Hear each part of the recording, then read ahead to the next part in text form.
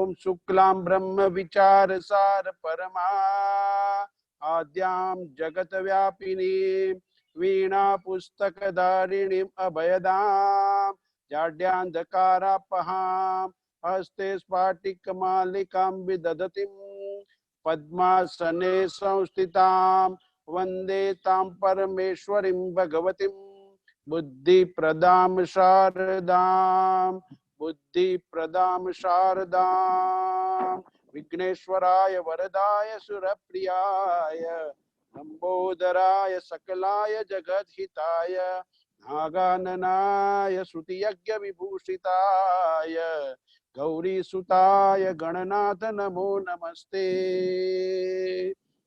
नमोस्तवन्ताय सहस्रमूर्ते सहस्रपादाक्ष शिरोरुबाहवे सहस्रनाम्नि पुरुषाय शाश्वते सहस्रकोटि युगधारिणे नमः सहस्रकोटि युगधारिणे नमः।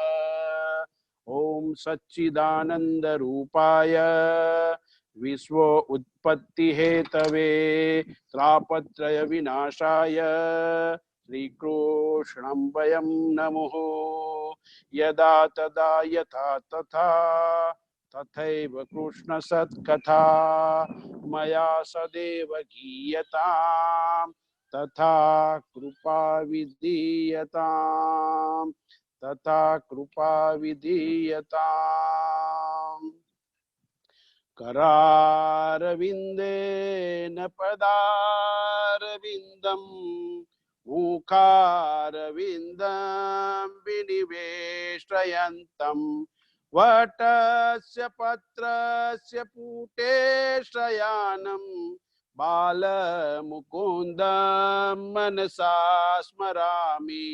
श्रीकृष्ण गोविंद हरे मुरारे हे नाथ नारायण वासुदेव जिह्वे पिबस्वामृतमेतदेव गोविंद दामोदर माधवेति विक्रेतु कामा किल गोपकन्या मुरारिपादार्पितचित्तवृत्ति दय्यादिकं मोहवशादमोच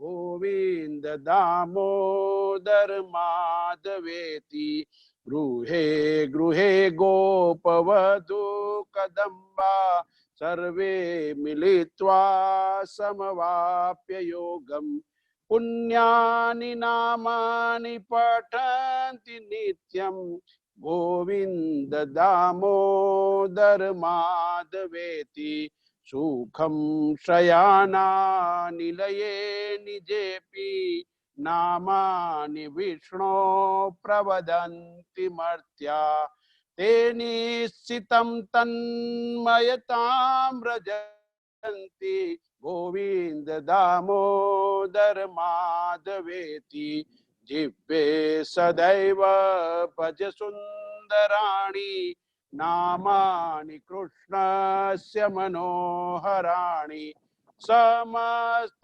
भक्तार्ति विनाशनामि गोविंद दामोदर माधवेति सुखावसाने इदमेव सारं दुःखवसाने इदमेव ज्ञेयम् देहावसाने इदमेव जाप्यम् गोविंद दामोदर माधवेति श्रीकृष्ण राधा वर गोकुलेश गोपाल गोवर्धन नाथ विष्णु जिह्वे पिबस्वामृतमेतदेव गोविंद दामोदर माधवेति जिह्वे रसज्ञे मधुर प्रियत्वं सत्यं हितं त्वां परमं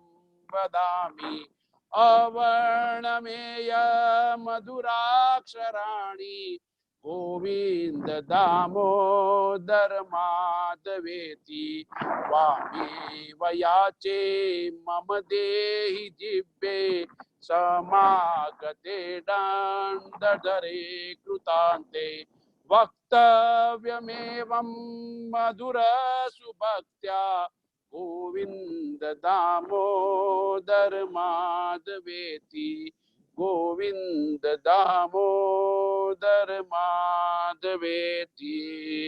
કૃષ્ણ કનૈયા લાલ કી જય, રાજા રણછોડ કી જય, દ્વારિકાધીશ કી જય, શ્યામ સુંદર સિંહ અમને મહારાણી કી જય, વલ્લભાધીશ કી જય, ભાગવત ભગવાન કી જય.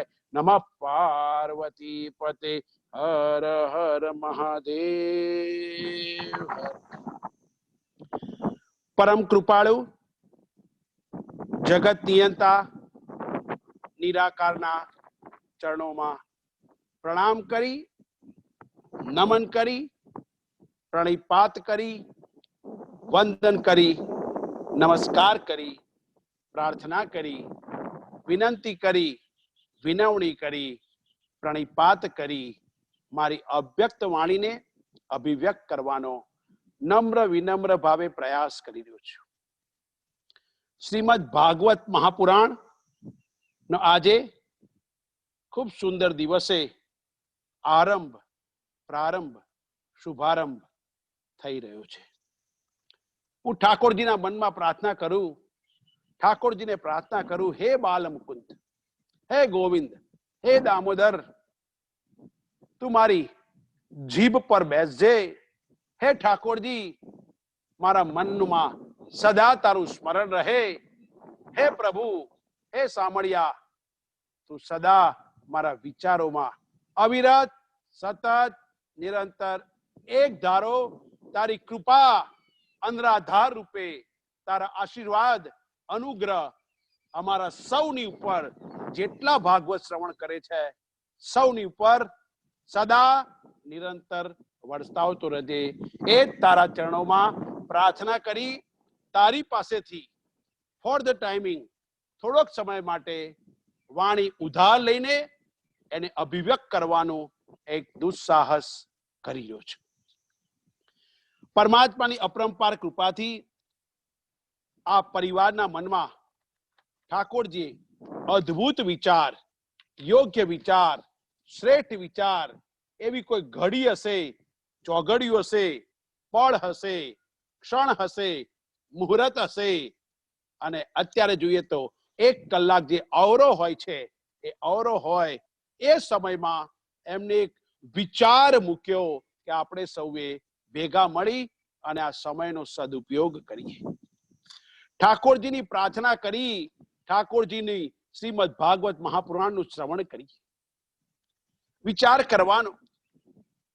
આપણે પરમાત્માની વાંગમય સ્વરૂપ જે કહેવાય એ ભાગવત ઉપર 15 દિવસ સુધી રોજ 1.5 કલાક ચર્ચા વિચારણા મંથન મનોમંથન કરીશું.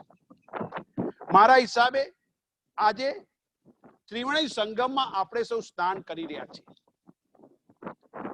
વાત્રક નદીનો કિનારો છે. ખેડા જિલ્લો એટલે મારા કાળિયા ઠાકર રણછોડરાયનો ક્ષેત્ર આવે. એ કાળિયા ઠાકરનો કિનારો, ખેડા જિલ્લો. વૈષ્ણવો મારી સામે બેઠા છે. આટલા બધા વૈષ્ણવો હોય અને ઠાકોરજીના રૂપનું વર્ણન કરવાનું હોય, આનાથી બીજો મોટો શુભક સમન્વય આપણા સૌના જીવનમાં કયો હોઈ શકે? સાચા અર્થમાં ત્રિવેણી સંગમ છે. પરમાત્માના નામનું શ્રવણ છે, સાંભળનાર શ્રોતા હાજર છે, વક્તા હાજર છે, અને પરમાત્માની કૃપાથી પવિત્ર નદીનો જે કુંવારિકા કહેવાય છે, કુંવારિકા નદીનો કિનારો છે. આજે અહીં મારા હિસાબે તો ગંગા યમુના સરસ્વતીનો સંગમ છે. ભારત વર્ષમાં 2 ગંગાને સ્થાન આપવામાં આવેલું છે. ભારત વર્ષમાં સમગ્ર ભારત વર્ષને 2 ગંગાએ પવિત્ર કર્યા. એક ગંગાજી જે ત્રિપથગા કહેવાય, સ્વર્ગ લોકમાંથી આયા, પૃથ્વી લોકમાં વહી રહ્યા છે અને પાતાળ લોકમાં અંતે સમય ગયા. અનેક ઋષિ મુનિઓએ ગંગા યમુનાના કિનારા પર તપ કર્યા છે. અને બીજી ગંગા જે આજથી શરૂ થઈ અને હરિકથા અનંતા એમ વિચાર કરીએ, બીજી ગંગા જે ભારતીય પરંપરાને, ભારતીય સંસ્કૃતિને વર્ણવી છે, ઉજાગર કરી છે, અને એ છે શ્રીમદ ભાગવત મહાપુરાણ રૂપી કથા. ગંગા નદીમાં પવિત્ર થવા માટે પૈસા ખર્ચીને જવું પડે, પણ પરમાત્માની અપરંપાર કૃપા જુઓ. જેટલી લેટેસ્ટ વસ્તુ આવી, આજે લેટેસ્ટ વસ્તુથી કેટલા બધા આપણને લોકોને એકઠા કર્યા. ધન્ય છે એ શોધને. એનો સારો પણ ઉપયોગ થાય, ખોટો પણ ઉપયોગ થાય, પણ વિચાર કરવાનો. આજે આ જ્ઞાન સરિતા અને શ્રીમદ ભાગવત આપ સૌના ઘરમાં છે. વિચાર તો કરો. પોથીજી પધરાઈ છે, સવારે એનું પૂજન કર્યું, એનું અર્ચન કર્યું, અને વિચાર કરો આ કથા એ જ્ઞાન રૂપી કથા, અને એની અંદર આપણે સૌ સ્નાન કરી, પેલી ગંગામાં સ્નાન કરવા પૈસા ખર્ચીને જવું પડે, એ તનને પવિત્ર કરે. આ કથા રૂપી ગંગા મનને પવિત્ર કરે. એક ગંગા સ્નાનથી પવિત્ર થાય, બીજી ગંગા શ્રવણથી પવિત્ર કરે છે. અને આજે આવી ભાગવત રૂપી જ્ઞાન ગંગામાં આપણે સૌ શ્રવણ કરી, 7 દિવસ કહેવાય પણ 15 દિવસ સુધી શ્રવણ કરી અને મૃત્યુના મોટામાં મોટો જે ભય છે એને ઓળંગી અને પેલી પાર જઈ શકીશું. એમાં કોઈ શંકાને સ્થાન નથી. ભાગવત, શ્રીમદ ભાગવત રૂપી ભાગીરથીનું ગાન પાન શોક અને મોહથી મુક્ત કરે છે. આજે મારે તમને એનું મહાત્મ્ય સમજાવવાનું છે. ભાગવતજી શું છે, ભાગવતને કઈ રીતે એનું મહાત્મ્ય શું છે, એમાં શ્રીમદ શબ્દ કયો છે, બીજી રીતે અનેક દ્રષ્ટિકોણથી બહુ ગુઢાળપૂર્વક સમજાવવાનો પ્રયાસ કરવામાં આવશે. નિષ્ઠાપૂર્વક પ્રયાસ કરવામાં આવે. અને હું નિષ્ઠાપૂર્વક કહું છું, અંતિમ દિવસે આપણા સૌના મનમાંથી મૃત્યુનો ભય 100% દૂર થશે. અને પછી રાજા પરીક્ષિત નું શરીર પરમાત્મા, શરીર તો નીચે રહ્યું, એનો જીવાત્મા પરમાત્મા સાથે મળી ગયો, અને તક્ષક પછી આવીને શરીર ડસ્યો અને કહે છે હવે તારે મારા શરીરનું જે કરવું એ કર. આવી ખુમારી અંતિમ દિવસે આવે એવી પરમાત્માને પ્રાર્થના કરું છું. શ્રીમદ ભાગવતજીનો સંદેશ આપણને હતાશા, નિરાશા, ભગ્નાશા, અશાંતિ, ચંચળતા, વિક્ષેપો, વિઘ્નો, મુશ્કેલીઓ, સમસ્યાઓ, સંજોગો, મૂંઝવણ હોય, જીવનના વણ ઉકલ્યા કોયડાઓ હોય, ગમે તેવી વિકટ પરિસ્થિતિ જીવનમાં સર્જાઈ જાય, શ્રીમદ ભાગવતજી આપણને એનો ધ્વંસ કે વિધ્વંસ કરી, જેમ એક ચંદન તમે કપાળ પર લગાવો તો ચંદન લલાટને શીતળતા આપે છે, બસ એવી જ રીતે ભાગવત રૂપી જ્ઞાનનો સંદેશ આપણને સૌને શાંતિ પ્રદાન કરે છે. શ્રીમદ ભાગવત નારાયણનું, કૃષ્ણ પરમાત્માનું સાક્ષાત વાંગમય સ્વરૂપ છે. પરમાત્માનો અક્ષર શબ્દ રૂપી દેહ છે. માટે જ વક્તા હોય, ઉપદેશક હોય, પુરાણી હોય, શ્રોતા ભક્તોને કથાનું શ્રવણ કરે છે. આના દ્વારા તમારું નહીં, બંનેનું પરમાત્માના વાંગમય સ્વરૂપના દર્શન થવાના છે અને બંનેનું કલ્યાણ થશે. આમ વિચાર કરવામાં કથામાં એક સામર્થ્ય છે, શક્તિ છે, શીતળતા પ્રદાન કરાવવા માટે અદ્ભુત વસ્તુ છે. સાચો શ્રોતા, સાચો વક્તા સામે કોણ બેઠા છે, કેટલા બેઠા છે એ નથી જોતો, કેવા બેઠા છે એ એના માટે અગત્યનું મહત્વ છે. એના માટે હાજરી મહત્વની નથી, લાખોની સંખ્યા એ મહત્વની નથી. એક વ્યક્તિ પણ જો બેઠો હોય સામે તો વિચાર કરવાનો, ઠાકોરજીની અપરંપાર કૃપાથી સમગ્ર આખી દુનિયા બે બાજુથી માત્ર ગીતા એક અર્જુને શ્રવણ કરી છે. સાચો વક્તા કે ભાગવતનો કથા કરનાર હોય, હાજરી નથી જોતો પણ સામે વાળાની હોજરી જોઈને પીરસતો હોય છે. સામે કેવા બેઠા છે, પાત્રતા વાળા શ્રદ્ધા વાળા લોકો બેઠા છે એ જોવે છે. સાચી શરણાગતિ વાળા હોય, અહંકાર વાળા હોય, મુક્ત હોય, પોતાની અજ્ઞાનની કબૂલાત કરીને બેઠા હોય, એ મહત્વનું છે. અને એટલા માટે વિચાર કરવાનો. સુખદેવજી મહારાજે કથા કરી, શ્રવણ કરનાર ઘણા હતા, ઉદ્ધાર માત્ર માત્ર માત્ર એક રાજા પરીક્ષિત ન થયો. ગીતાજીનું શ્રવણ કરનાર એકમાત્ર શ્રોતા અર્જુન હતો. યોગ વશિષ્ઠ મહારામાયણનું શ્રવણ કરનાર એકમાત્ર શ્રી રામજી હતા. અષ્ટાવક્ર ગીતાનું શ્રવણ કરનાર માત્ર રાજા જનક હતો. આમ વિચાર કરવાનો. જેને શરણાગતિ સ્વીકારી, અજ્ઞાનની કબૂલાત કરી, અહંકાર ઝુકાવી દીધો, યોગ્ય ઉત્તમ અધિકારી થઈ ગયો, જીવન રથની લગામ પરમાત્માના હાથમાં સોંપી દીધી, જીવન નૌકાના સડ પરમાત્માની દિશા તરફ ખોલી દીધા, એવો જે વ્યક્તિ છે, એવો સાધક છે, એવો વૈષ્ણવ છે, એવો મુમુક્ષુ છે, એ પરમાત્માની પ્રાપ્તિ કરશે કરશે ને કરશે.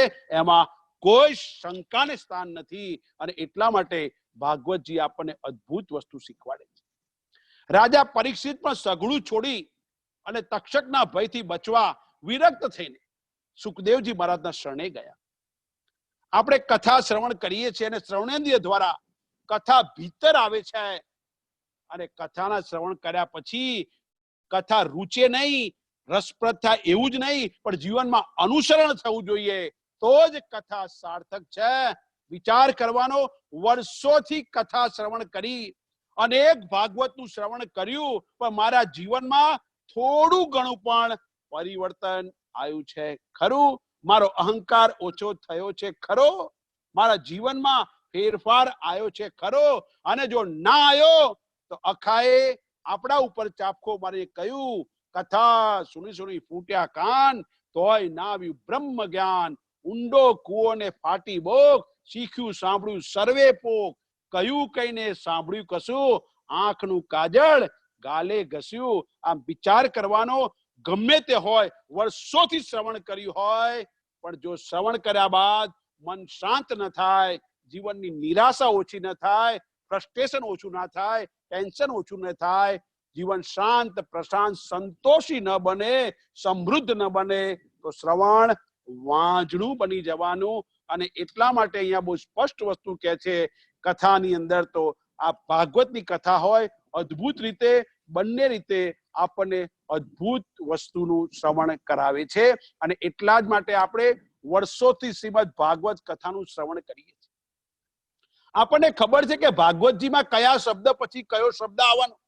વર્ષોથી શ્રવણ કરીએ છીએ. અનેક વાર્તાઓ, શબ્દો ગોખી કાઢ્યા છે. સૌ સારી રીતે જાણીએ છે, બધું જાણીએ છે. ભાગવતની કથા આપણને માનસિક શાંતિ પ્રદાન કરે છે. જેટલો સમય કથા શ્રવણ કરીએ ત્યાં સુધી ચિત્તની ચંચળતા, સાંસારિક દુઃખોને ભૂલી જઈએ છે. અને કથાના શ્રવણથી જીવનનો સાચો આનંદ મળે છે, સાચી દિશા મળે છે, સાચી શ્રેષ્ઠ વસ્તુ આપણને મળતી હોય છે. અને એટલા જ માટે શ્રીમદ ભાગવતના કથાના શ્રવણથી સાચી દિશા મળે, આપણી દશા સુધરે. કથાના શ્રવણથી પરમાત્મા માટેના મિલનની, તળપણની પ્યાસ વધે છે. માટે વિચાર કરવાનો. જ્યાં સુધી લૌકિક વાસનાઓ છે, કામનાઓ છે, ઈચ્છાઓ છે, ભોગો છે, મહેચ્છાઓ, એષણાઓ, તૃષ્ણાઓ છે, ત્યાં સુધી પરમાત્માનું સ્મરણ થઈ શકતું નથી. પરમાત્માનું સ્મરણ નથી ત્યાં સુધી મરણના ભયથી છુટકારો નથી. અને આ બધાથી છૂટવા માટે વિષયોનું વિસ્મરણ કરવાનું. અને વિષયોનું વિસ્મરણ કરશે તો જ વિચાર કરવાનો. પરમાત્માની કૃપાથી આપણું કલ્યાણ થશે, એમાં કોઈ શંકાને સ્થાન નથી.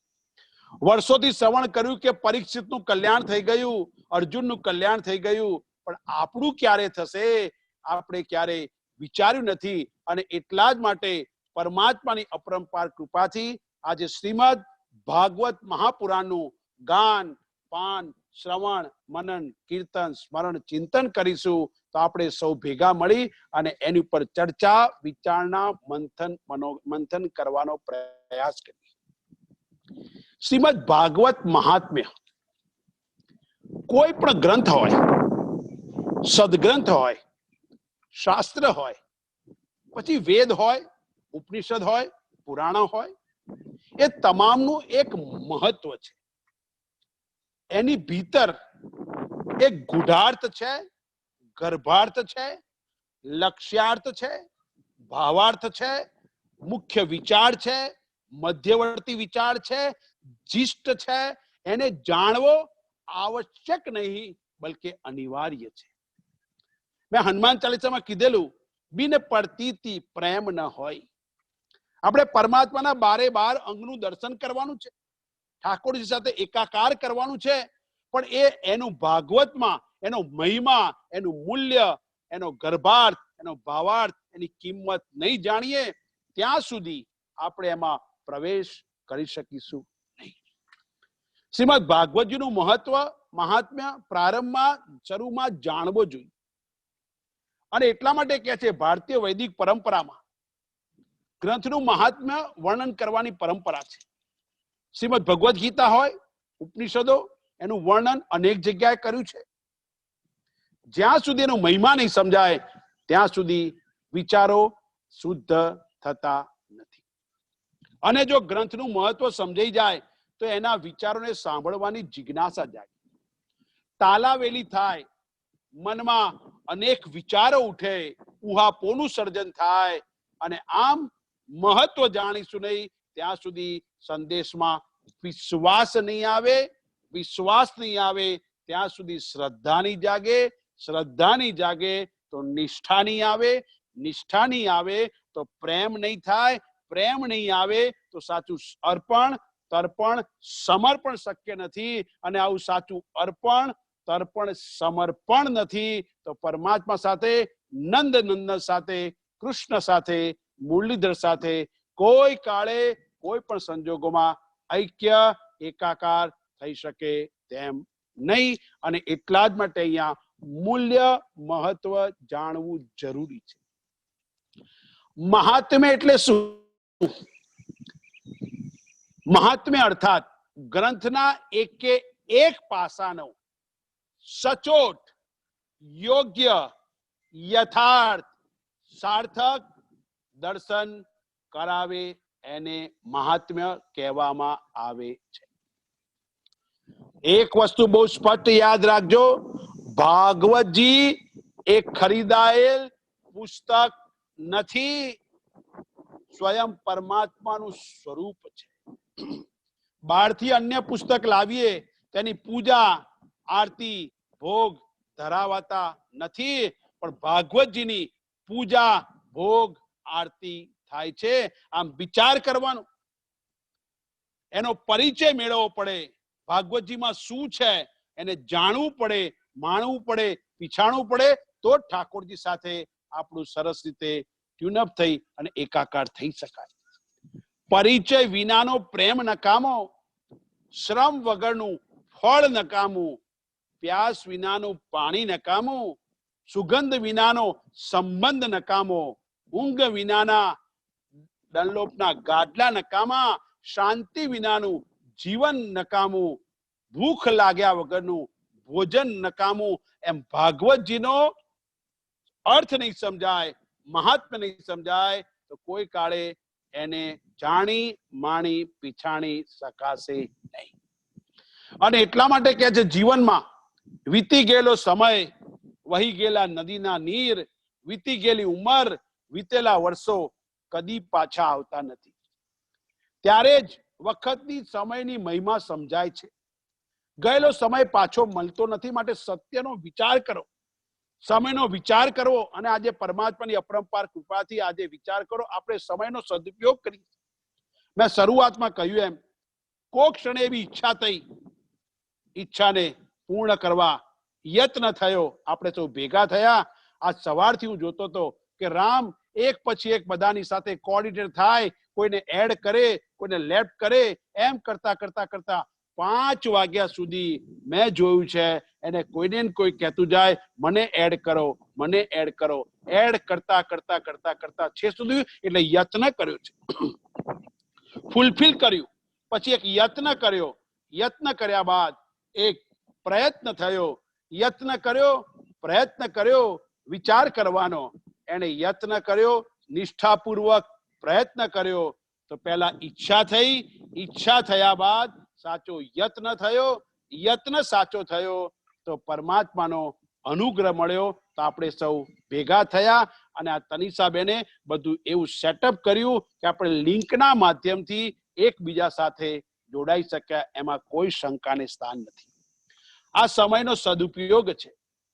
જ્યારે સમય સારો હોય ને, યાદ રાખજો, જ્યારે સમય સારો હોય ત્યારે વિચાર સારા નથી હોતા, અને વિચાર સારો હોય ત્યારે સમય સારો હોતો નથી. એક રાજા હતો. એ રાજા બહુ ઉદાર, બહુ વિનમ્ર, બહુ નમ્ર. જે કોઈ આપે, જે કોઈ આવે એની પાસે એને છૂટા હાથે દાન આપતા. જે કોઈ માગે એને આપે. આવું કરવાથી ધીરે ધીરે રાજ્યની તિજોરીનું તળિયું દેખાવા લાગ્યું. આપતો જાય, આપતો જાય, આપતો જાય, તિજોરી તળિયું દેખાયું. છૂટે હાથે દાન આપતો રહ્યો. દીવાન હતો એનો, મંત્રી હતો, વજીર હતો. એણે રાજાને કહ્યું એકવાર, મહારાજ આપ દાન આપો છો, હાથ જરા ટૂંકો રાખો. રાજાને ટકોર કરી, હાથ જરા ટૂંકો રાખો. રાજ્યની તિજોરીનું તળિયું દેખાવા લાગ્યું છે. રાજ્યમાં રાજ ચલાવવામાં મુશ્કેલી પડી શકે કદાચ. ઉદાર ન બનો, આવી મારી વિનંતી છે. પણ રાજા કે લોકો આવે છે તો કે મહારાજ ગોળ હોય ત્યાં માખીઓ આવવાની, ગોળ હોય ત્યાં માખીઓ આવવાની. તેમ તમે આપશો તો માગવા વાળા તો આવવાના જ છે. માગવા વાળા આવશે, તમે આપો છો એટલે આવે છે. ગોળ છે ત્યાં માખી આવશે. અને આવું કીધું પછી મુશ્કેલી પડશે, હું ચેતવણી આપું છું. રાજાએ દીવાનજીની વાત ધ્યાનથી સાંભળી. દીવાનજીની વાત ધ્યાનથી સાંભળી રાજા વિચારમાં ડૂબી ગયો. દીવાનજીને લાગ્યું એમના કહેવાની કઈ અસર થઈ લાગે છે. રાજાએ રાત્રે દીવાનજીને બોલાવ્યા, અડધી રાતે બોલાવ્યા. દીવાનજીને થયું કે મારાથી ખોટું કહેવાઈ ગયું, ગુસ્સે થશે, મારે એને સલાહ આપવા જેવી નથી. પૈસા એના હતા, ધન એનું હતું, મારે સલાહ નથી આપવા જેવી. રાજાએ આવી ત્યાં દીવાન સાહેબને બોલાયા, ગયા અંદર. રાજાને પ્રણામ કર્યા. રાજાએ કહ્યું આવો બેસો. હા મહારાજ કઈ કે પેલા એને કીધું મારી ભૂલ થઈ ગઈ છે, મેં તમને કઈ આજે સલાહ આપી હતી એ માટે માફી માંગુ છું. ના ના, એ ઇટ્સ ઓકે, તમે બેસો. બેસાડ્યા. દીવાનજીએ કહ્યું કે મેં કીધું તું. રાજા કે તમે કઈ વાત કરતા હતા. દીવાનજી આપની વાત સાચી છે ને આપે દ્રષ્ટાંત બહુ સરસ આપ્યું કે ગોળ હોય ત્યાં જ માખી આવે. આ જો દીવાનજી પેલા ટેબલ પર એક કપડું છે, લાવો પછી આપણે વાત કરીએ. દીવાન કપડું લાવવા ગયા, કપડું ઉઠાયું, નીચે ગોળની ભેલી હતી. ગોળ પડ્યો તો ત્યારે રાજાએ કહ્યું દીવાનજી આપની વાત સાચી છે ને આપે ટકોર કરી હતી, જ્યાં ગોળ હોય ત્યાં માખી આવે. હવે અત્યારે આ ગોળ છે, માખીઓ લાવી આપો. દીવાનજી કે મહારાજ અત્યારે માખી ના આવે, વખત નથી. ત્યારે રાજા કહે છે દીવાનજી અત્યારે ગોળ છે પણ માખી આવી શકતી નથી, મારો વખત છે અત્યારે, મને આપવા દો. જયારે વખત નહીં હોય ત્યારે હું નહીં આપી શકું. અને ઘણીવાર આપણા જીવનમાં પણ એવું થાય, વખત સારો હોય ત્યારે વિચારો સારા નથી આવતા. ખૂબ પૈસા હોય ત્યારે બહાર ફરવાના વિચાર આવે, આજે અહીંયા જઈશું, આ ટૂર મારીએ, ત્યારે ભાગવત કરવાના કે સત્કાર્ય કરવાના વિચાર નથી આવતા. વખત સારો હોય ત્યારે વિચાર સારા નથી આવતા, અને વિચાર સારા આવે ત્યારે વખત સારો હોતો નથી. અને એટલા માટે કે છે પરમાત્માની અપરંપાર કૃપા થાય તો જ આ વસ્તુ બની શકે. આમ વિચાર કરવો જીવનમાં. વહી ગયેલા નદીના નીર, પસાર થયેલા જીવનના વર્ષો, ધનુષમાંથી છૂટી ગયેલું તીર હોય, મુખમાંથી નીકળી ગયેલી વાણી કે શબ્દો હોય, બંદૂકની ગોળી હોય, એ કદી પાછી વળી શકતી નથી. બસ એવી જ રીતે વીતી ગયેલો સમય, વખત, વ્યક્તિ, વસ્તુ પાછી આવતી નથી. અને એટલા જ માટે એનું મહત્વ આપણને સમજાવવું જોઈએ.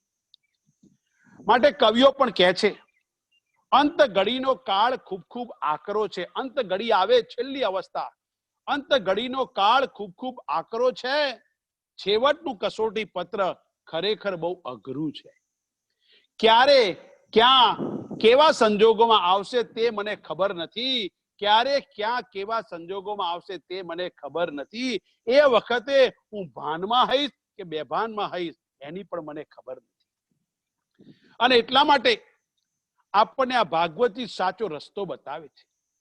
આમ વિચાર કરવાનો, પરમાત્માની અપરંપાર કૃપાથી અદ્ભુત વસ્તુ શ્રીમદ ભાગવત અને શ્રીમદ ભગવદ ગીતા બંને સ્વયં નારાયણના મુખે કહેવાય છે. શ્રીમદ ભાગવતજીના સર્વપ્રથમ આદિ વક્તા સ્વયં નારાયણ છે. નાર એટલે પાણી અને અયણ એટલે રહેનારા, જે ક્ષીર સાગરમાં વસવાટ કરે છે એ નારાયણે ભાગવત પરંપરાનો ગ્રંથ કહેવાય. નારાયણે કૃપા કરી બ્રહ્માજીને કહ્યું, બ્રહ્માજીએ નારદને કહ્યું, નારદજીએ કૃપા કરી વેદ વ્યાસજીને કથા કહી, વ્યાસજીએ વિસ્તાર કરી શ્રીમદ ભાગવત સંહિતાની રચના કરી, પોતાના પુત્ર સુખદેવને કહ્યું, સુખદેવજીએ ગંગા કિનારે રાજા પરીક્ષિતને આ કથા કહી. અને આવી કથા વર્ષોથી યુગોથી સતત નિરંતર અવિરત ચાલતી રહે છે. આ ભારતવર્ષની પરંપરા છે, પરિપાટી છે, પ્રક્રિયા છે, કેળવણી છે. કશું એમને એમ ચાલતું રહે છે. બીજી વસ્તુ વિચાર કરીએ તો શ્રીમદ ભગવદ ગીતાના વક્તા પણ સ્વયં કૃષ્ણ પરમાત્મા એટલે ઠાકોરજી જ છે. અને એટલા માટે વરા પુરાણ કહે છે, ચિદાનંદેન કૃષ્ણેન પ્રોક્તા સ્વમુખતોર્જુનમ વેદત્રય પરાનંદા તત્વાર્થ જ્ઞાન સંહિતા. ચિદાનંદ સ્વરૂપ પરમાત્માએ જ્ઞાન સ્વરૂપ ભૂત માત્ર સત્તા સ્ફૂર્તિ પ્રદાન કરનાર શ્રી કૃષ્ણ ભગવાને સ્વયં પોતાના મુખેથી આ શ્રીમદ ભગવદ ગીતા અર્જુનને કહેલી છે. આ વિચાર કરવાનો, આ પરંપરાનો ગ્રંથ છે. બંનેમાં સમાનતા છે. બંનેના વક્તા સ્વયં નારાયણ છે. બંનેનો સંદેશ સાધક મુમુક્ષુ કે સજ્જનને સાક્ષાત્કાર કરવાનો અને મૃત્યુની પેલે પાર લઈ જવા માટેનો સંદેશ આપે છે. બંનેમાં સમાનતા એ છે, શ્રીમદ ભાગવત મહાપુરાણ અને શ્રીમદ ભગવદ ગીતા, આ બંનેમાં શ્રીમદ શબ્દ લાગે છે. શ્રીમદ શબ્દ લાગે છે. શ્રીમદ શબ્દ અન્ય કોઈ ગ્રંથ સાથે લાગતો નથી. 18 પુરાણોમાં માત્ર ભાગવતજી સાથે શ્રીમદ શબ્દ લાગે છે. શ્રીમદ એ ભાગવત મહાપુરાણ અને શ્રીમદ ભગવદ ગીતા બેમાં જ લાગે છે. અને એટલા માટે શ્રીમદ ભાગવત મહાપુરાણ પ્રભુના નિજ સ્વયંના સ્વરૂપ સમાન ગ્રંથનું નામ છે. અને ગીતાજી ભગવાનના મુખે અપાયેલ સંદેશ છે. પરંતુ વિચાર કરવાનો, આપણે મહાત્મ્ય સમજીએ છીએ. શ્રીમદ ભાગવત મહાપુરાણનું મહાત્મ્ય જાણવા માટે, મહિમા જાણવા, જીવનમાં ઉતારવા માટે રુચિ જાગે. પણ ભાગવતજી પોતે પોતાનો પરિચય, મહત્વ, મહિમા જણાવી શકે નહીં, નહીં તો આત્મશ્લાઘા થઈ જાય. શ્રીમદ ભાગવતજીની ઓળખાણ સ્કંદ પુરાણ આપે છે, પદ્મ પુરાણ આપે છે. આ બે ગ્રંથો છે. એ બંને ગ્રંથો શ્રીમદ ભાગવતજીનો પરિચય કરાવે છે. અને એટલા જ માટે ઓળખાણ તો કોઈ બીજો વ્યક્તિ આપી શકે, અન્ય વ્યક્તિ આપી શકે. બડા બડાઈ ના કરે, બડા ન બોલે બોલ, હીરા મુખ સે ના કહે, લાખ હમારા મોલ. હીરો કોઈ દિવસ એવું ના કે હું કરોડોમાં જઉં છું. હીરો કોઈ દિવસ કહેતો નથી.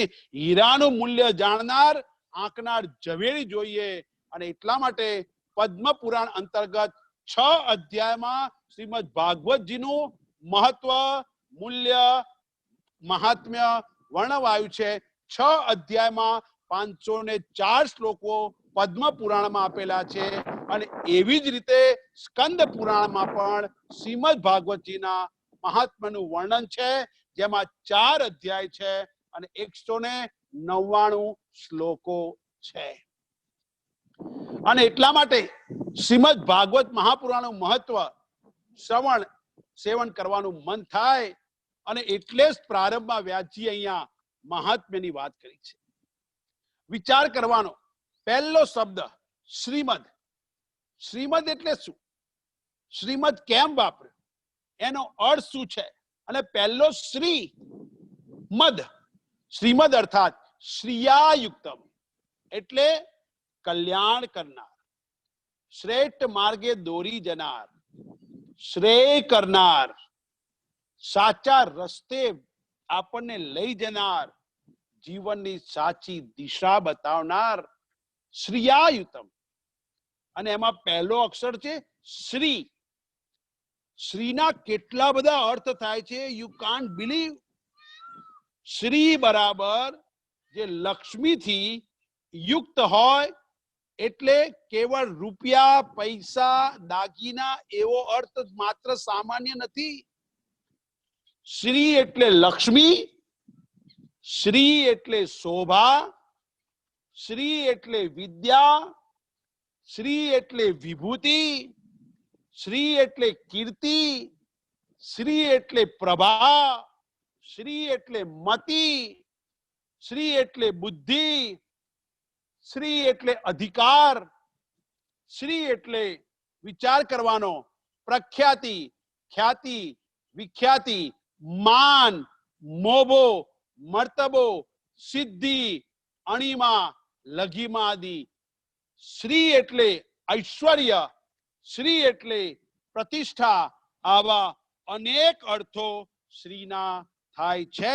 અને વિચાર કરવાનો, શ્રીનો એક અદ્ભુત અર્થ થાય છે.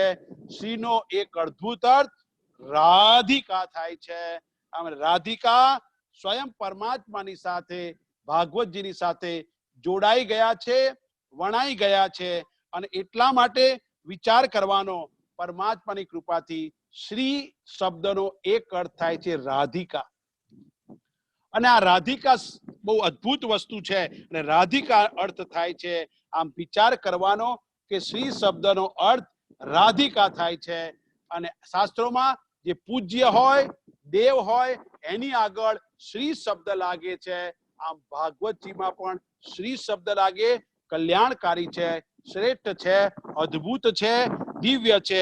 અને એટલા જ માટે અહીંયા ગાડી આપણને સમજાવવામાં આવે છે, એનું મહાત્મ્યમાં એનું વર્ણન કરવામાં આવેલું છે. આમ વિચાર કરવાનો, ઠાકોરજીની અપરંપાર કૃપા થાય, ઉપદેશ આદેશમાં એને એની અંદર આપણે એકાકાર થઈ શકીએ. અને તો જ આપણને અદ્ભુત વસ્તુ મળી શકે. અને એટલે અહીંયા ગાડી ભાગવતજીના પાઠનમાં જીવનની અદ્ભુત વસ્તુ થાય છે. અને એટલે અહીંયા સૌથી પહેલો શબ્દ શ્રીમદ શબ્દ છે. અને શ્રીમદ શબ્દનો અનેક રીતે અર્થ શ્રેષ્ઠ સમજવા જેવો છે. બીજો શબ્દ છે ભાગવત. ભાગવત અર્થાત શું? ભાગવત એટલે શું? ભાગવત એટલે ભગવત્તા વત એટલે ભગવત. વત એટલે કોઈ વસ્તુ છે એવો નિર્દેશ કરાવવા કહેવાય. જેમ કુલવત થાય છે, કુલવત હોય, કુલવત. પછી બીજો અર્થ છે ધનવત હોય, ધનવત હોય, કુલવત હોય. અને ત્રીજો અર્થ એનો થાય છે, શ્રેષ્ઠ રીતે થાય છે કે કોઈ પણ વસ્તુ છે એનો નિર્દેશ કરાવવા માટે થતો જો અર્થ હોય તો થાય છે સૌંદર્યવત એટલે સૌંદર્યવાન. ભગવત અર્થાત ભગવતા ઇતિ પ્રોક્તમ, ભગવત ઇદમ અર્થાત જે ભગવાનનો છે, ભગવાનનો સંદેશ આપે છે, ભગવાનની જ વસ્તુ કહે છે. અને એટલા માટે વિચાર કરવાનો, અદ્ભુત રીતે ઠાકોરજી આપણને સમજાવે છે. અને એટલે કહે છે અહીંયા ગાડી, એક સેકન્ડ માટે મારો અવાજ સંભળાય છે બધાને? રામભાઈ? હા સ્વામીજી, સંભળાય છે એકદમ પરફેક્ટ. મારો અવાજ મને પાછો આવે છે? ના ના, ખાલી તમે છે ને થોડુંક નજીક આવશો તો વધારે પરફેક્ટ અવાજ. હા, એટલે હું છે ને અત્યારે આની અંદર મારું પેલી બેટરી એક લો થાય છે ને, તો એ બંધ કરું છું. હા, ઓકે.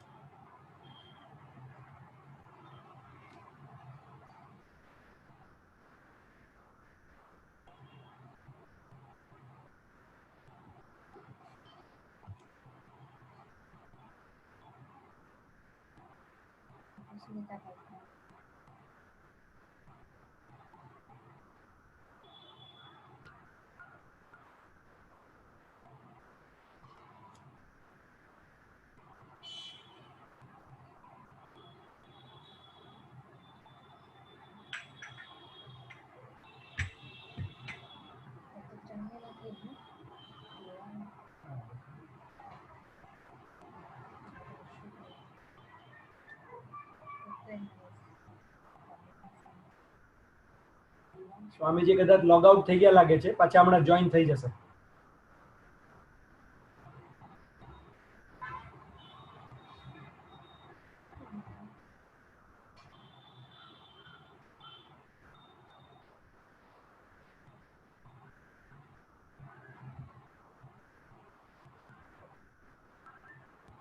ભગવાનનું વર્ણન કરતું, ભગવાનના જેવું દર્શન કરાવતું શાસ્ત્ર એટલે ભાગવત કહેવાય. ભાગવત એટલે ભગવાનની જ વાત કરતું શાસ્ત્ર, એને ભાગવત કહેવામાં આવે છે. અને ભાગવતજીમાં કહેનાર અને જેનું વર્ણન છે એ બંને જુદા નથી, ભેદ નથી, બંને એક જ છે. જેમ આપણે ગીતામાં જોયું, પરમધામ અને પરમાત્મા જુદા નથી, બંને એક જ છે. આમ વિચાર કરવાનો. ભાગવત નારાયણના મુખે કહેવાયું અને સંદેશ પણ નારાયણના જ રૂપનો છે. આમ વિચાર કરવાનો. ભગવત ઇદમ ભાગવત, ભગવાન અને ભગવાનને લગતું જે કંઈ છે એને ભાગવત કહે છે. અને એટલા જ માટે અહીંયા અદ્ભુત રીતે એનું મહાત્મ્યનું વર્ણન કરવામાં આવેલું છે. સુખદેવજી અને રાજા પરીક્ષિતનો સંવાદ ત્યાં બેસીને સૂત પુરાણીએ શ્રવણ કર્યો હતો. સૂતજીએ નૈમિષારણ્યમાં શૌનકાદિ ઋષિઓને સંભળાયો. આજે એ સંવાદ આપણે સાંભળીએ છીએ.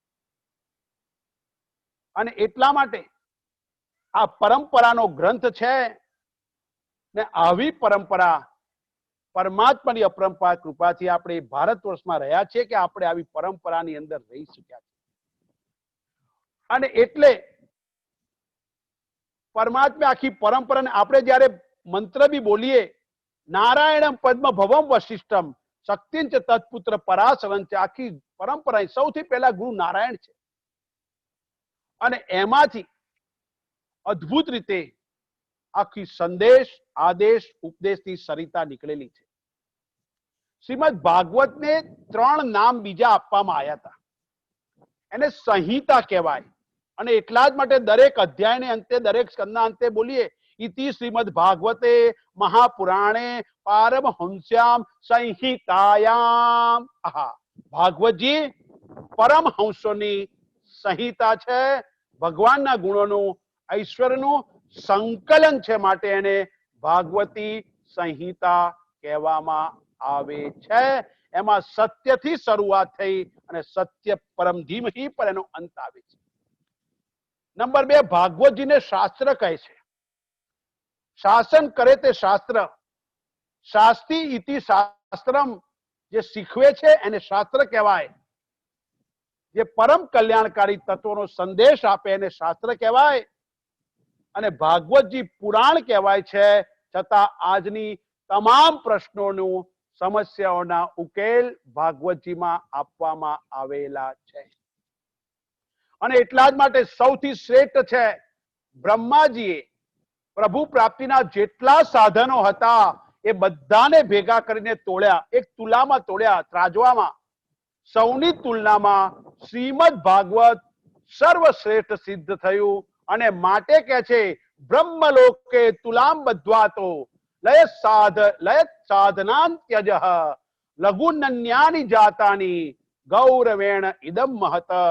જ્યારે વિચાર કરવાનો, બધા સાધનો મૂક્યા અને એક બાજુ ભાગવતજી મૂક્યા. અને પરમાત્માની કૃપાથી ભાગવતજી શ્રેષ્ઠ પુરવાર થયા. અને જ્યારે ભગવાન શ્રી કૃષ્ણ ધરતી છોડીને, પૃથ્વીલોક છોડીને સ્વધામ જેવા તૈયાર થયા, ત્યારે ઉદ્ધવજી ભગવાનને શરણે ગયા ને પૂછ્યું, ભગવાન આપ સ્વધામ જાઓ છો તો ભક્તો કોના આશ્રય રહેશે?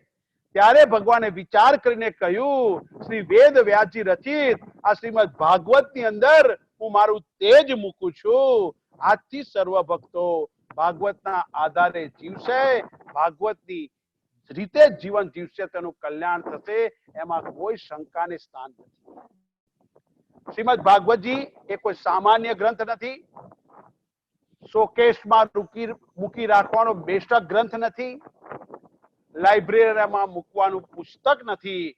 પરમાત્માનું સાક્ષાત વાંગ્મય સ્વરૂપ છે. માટે ભાગવતે એનું શ્વસન કરવા જેવું છે, ચિંતન કરવા જેવું છે, મનોમંથન કરવાના છે. કારણ કે પરમાત્માના દરેક પાસાનો વિચાર ભાગવતજીમાં કર્યો છે, માટેનું મહાત્મ્ય છે. સગુણ કે નિર્ગુણ હોય, સાકાર કે નિરાકાર, દ્રશ્ય કે અદ્રશ્ય, નિત્ય કે અનિત્ય, અવિનાશી કે નાશવાન, પરમાત્માને અડચા સ્વરૂપ પણ કહેવાય. અડચા એટલે મૂર્તિ રૂપે છે, પ્રતીક રૂપે જેની પૂજા આરાધના થાય છે. અને નામ સ્વરૂપ ભગવાનનો અક્ષરદે શ્રીમદ ભાગવત મહાપુરાણ, આમ એની પૂજા આરાધના થતી હોય છે. આમ વિચાર કરવાનો, ભાગવતજીમાં જેટલા શબ્દો છે એ સર્વે શ્રી કૃષ્ણ જ છે, મારો ઠાકોરજી છે, એવું સ્પષ્ટ સમજવું જોઈએ. શબ્દોના છુપાયેલા અર્થો છે, સંકેતો છે, સંદેશો છે, એ સર્વે રાધિકાજી છે. આમ શ્રીમદ ભાગવત એ રાધા કૃષ્ણને બિરાજવાની નિકુંજ છે.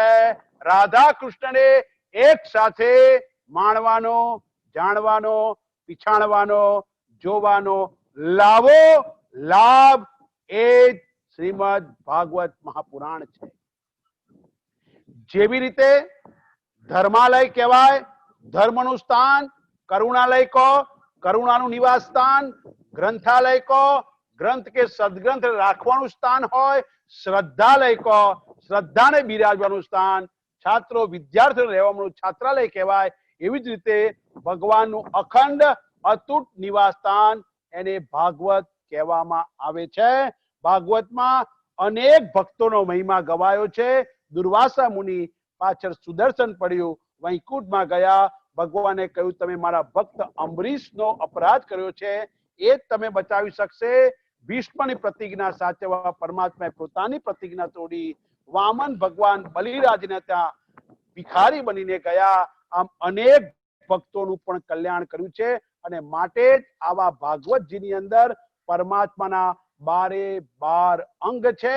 અને ભાગવતનો મહાત્મ્ય જ કહે છે, તત્ શૃણવન પર્યઠન વિચારણ પરો ભક્ત્યા વિમુચ્ચેન્યરઃ.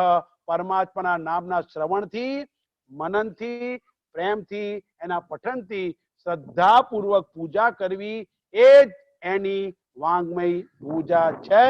ભાગવતજીના 12 સ્કંદ છે, 18,000 શ્લોક છે. તે સર્વે ભગવાનના 12 અંગો છે. તો એમના 12 અંગ કયા છે? 12 સ્કંદ ભગવાનના 12 અંગોનું દર્શન, મહત્વ, મહિમા સમજાવે છે. પહેલો સ્કંદ અધ્યાય 19 અધિકાર લીલા. શ્રીનાથજીનો દક્ષિણ જમણું ચરણ છે. પહેલો સ્કંદ એ અધિકાર લીલા છે. કોઈ પણ વસ્તુ માટે અધિકાર જોઈએ. છોકરી માટે અધિકાર, નોકરી માટે અધિકાર, મત આપવા અધિકાર, પાસપોર્ટ માટે અધિકાર, એમ સૌથી પહેલા નામ આપ્યું છે અધિકાર લીલા. બીજો સ્કંદ છે સાધન જ્ઞાન લીલા. અધ્યાય 10 છે, પરમાત્માનો ડાબો ચરણ છે. તૃતીય સ્કંદ અધ્યાય 33 સર્ગ લીલા. શ્રીનાથજી બાવાનો જમણો હસ્ત એટલે હાથ છે. ચોથો સ્કંદ અધ્યાય 31 વિસર્ગ લીલા. ઠાકોરજીનો વામ એટલે ડાબો હાથ છે. પંચમ સ્કંદ અધ્યાય 26 સ્થાન લીલા. શ્રીનાથજીનો દક્ષિણ સાથળનો ભાગ છે. છઠ્ઠો સ્કંદ અધ્યાય 19 પુષ્ટિ લીલા. ઠાકોરજીનો વામ સાથળ છે. સાતમો સ્કંદ અધ્યાય 15 ઉતિ એટલે વાસના લીલા. ઠાકોરજીનો દક્ષિણ ભાગે મૂકેલો હાથ છે. 8મો સ્કંદ અધ્યાય 24 મન્વંત લીલા શ્રીનાથજીની જમણી છાતી છે. 9મો સ્કંદ અધ્યાય 24 ઈશાનું કથા ઠાકોરજીની ડાબી છાતી છે. 10મ સ્કંદ અધ્યાય 90 નિરોધ લીલા ઠાકોરજીનું હૃદય છે. ઠાકોરજીનું હૃદય જેમ રામચરિત માનસમાં સુંદરકાંડ એ રામચરિત માનસનું હૃદય કહેવાય છે.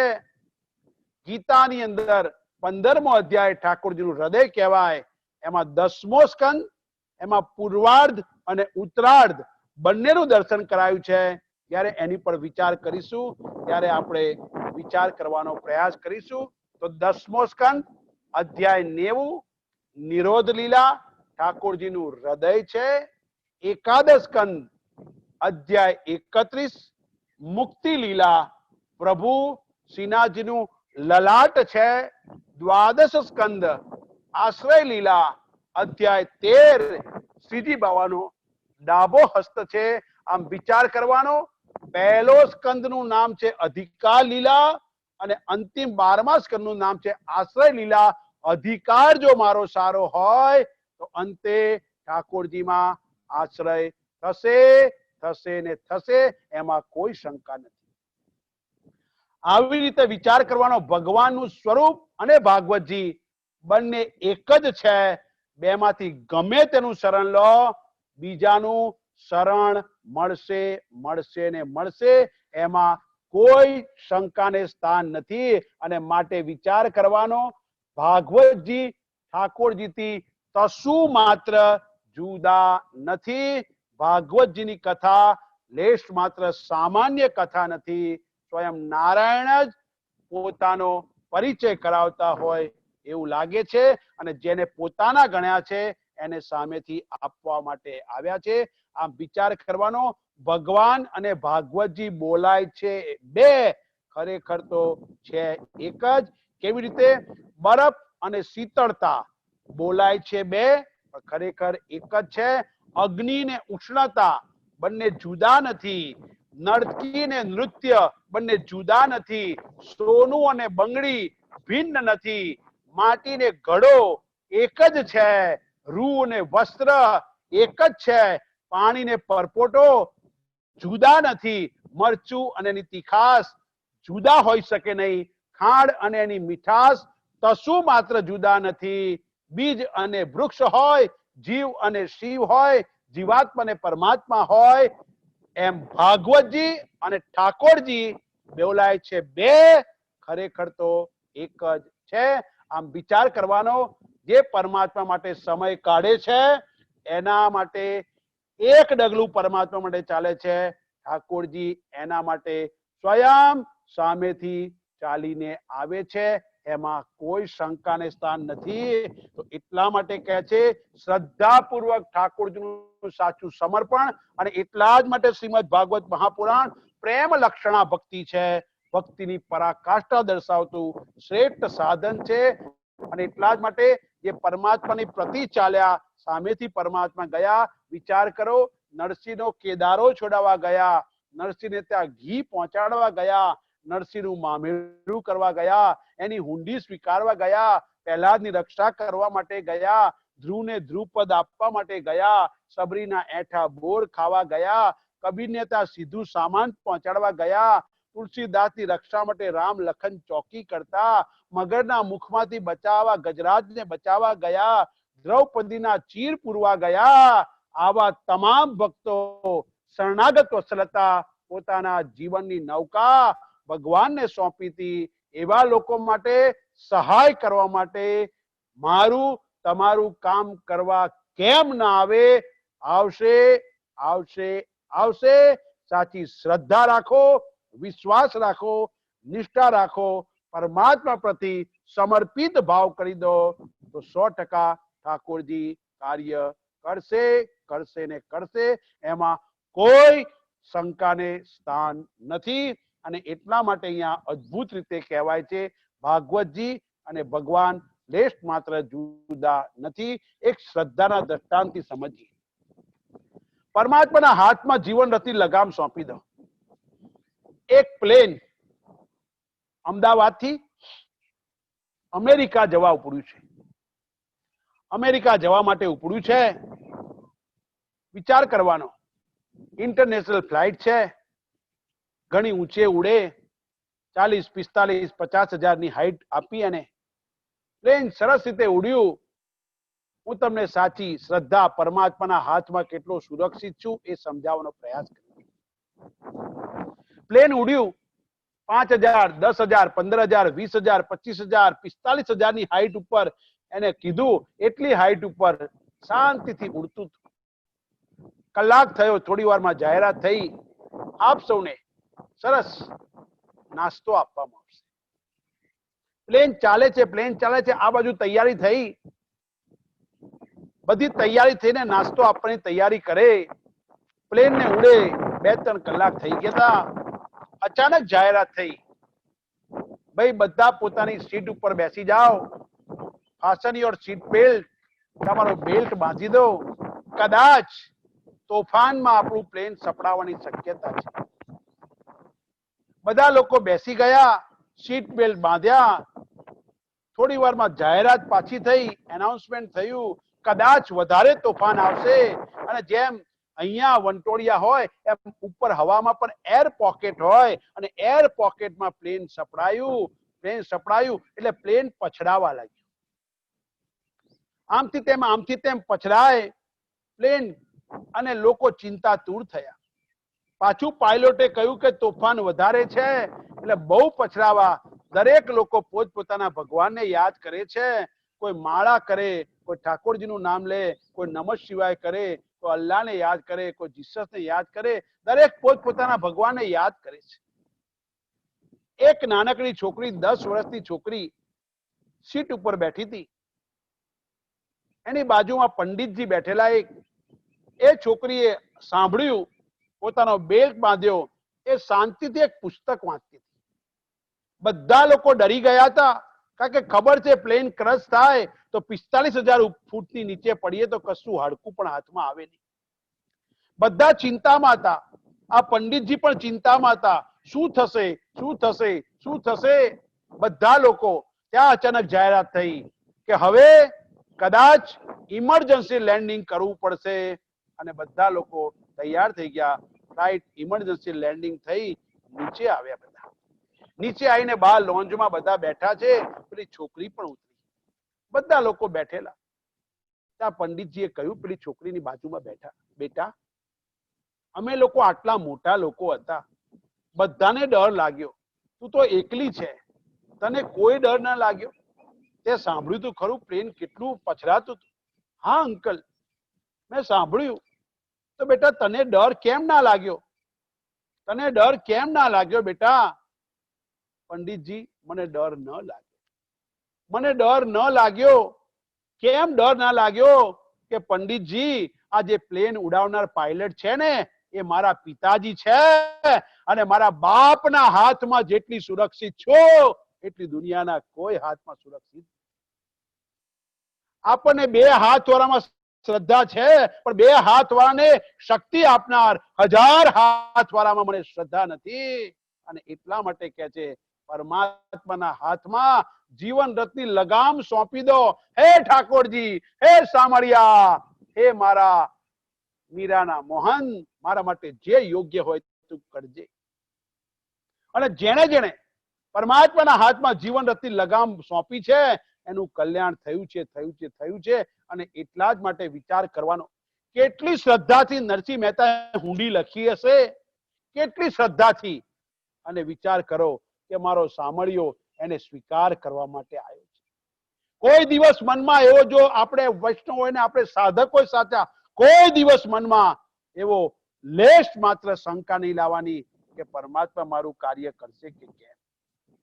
પરમાત્મા 100% કરશે. અને વિચાર તો કરો, આટલા વર્ષો પહેલા ગવાયેલી હુંડી પણ આજે ગઈએ છે. એ મારી હુંડી સ્વીકારો મહારાજ રે, સામળા ગીરધારી. એ મારી હુંડી સામળિયાને હાથ રે, સામળા ગીરધારી. પરમાત્મા ઊંડી સ્વીકાર આયા છે. વિચાર કરો સાહેબ, ગમે તે અને કઈ નહીં, ઠાકોરજી આયા છે એમ વિચાર કરવાનો. પરમાત્મા આવશે આવશે આવશે, વિચાર કરવાનો.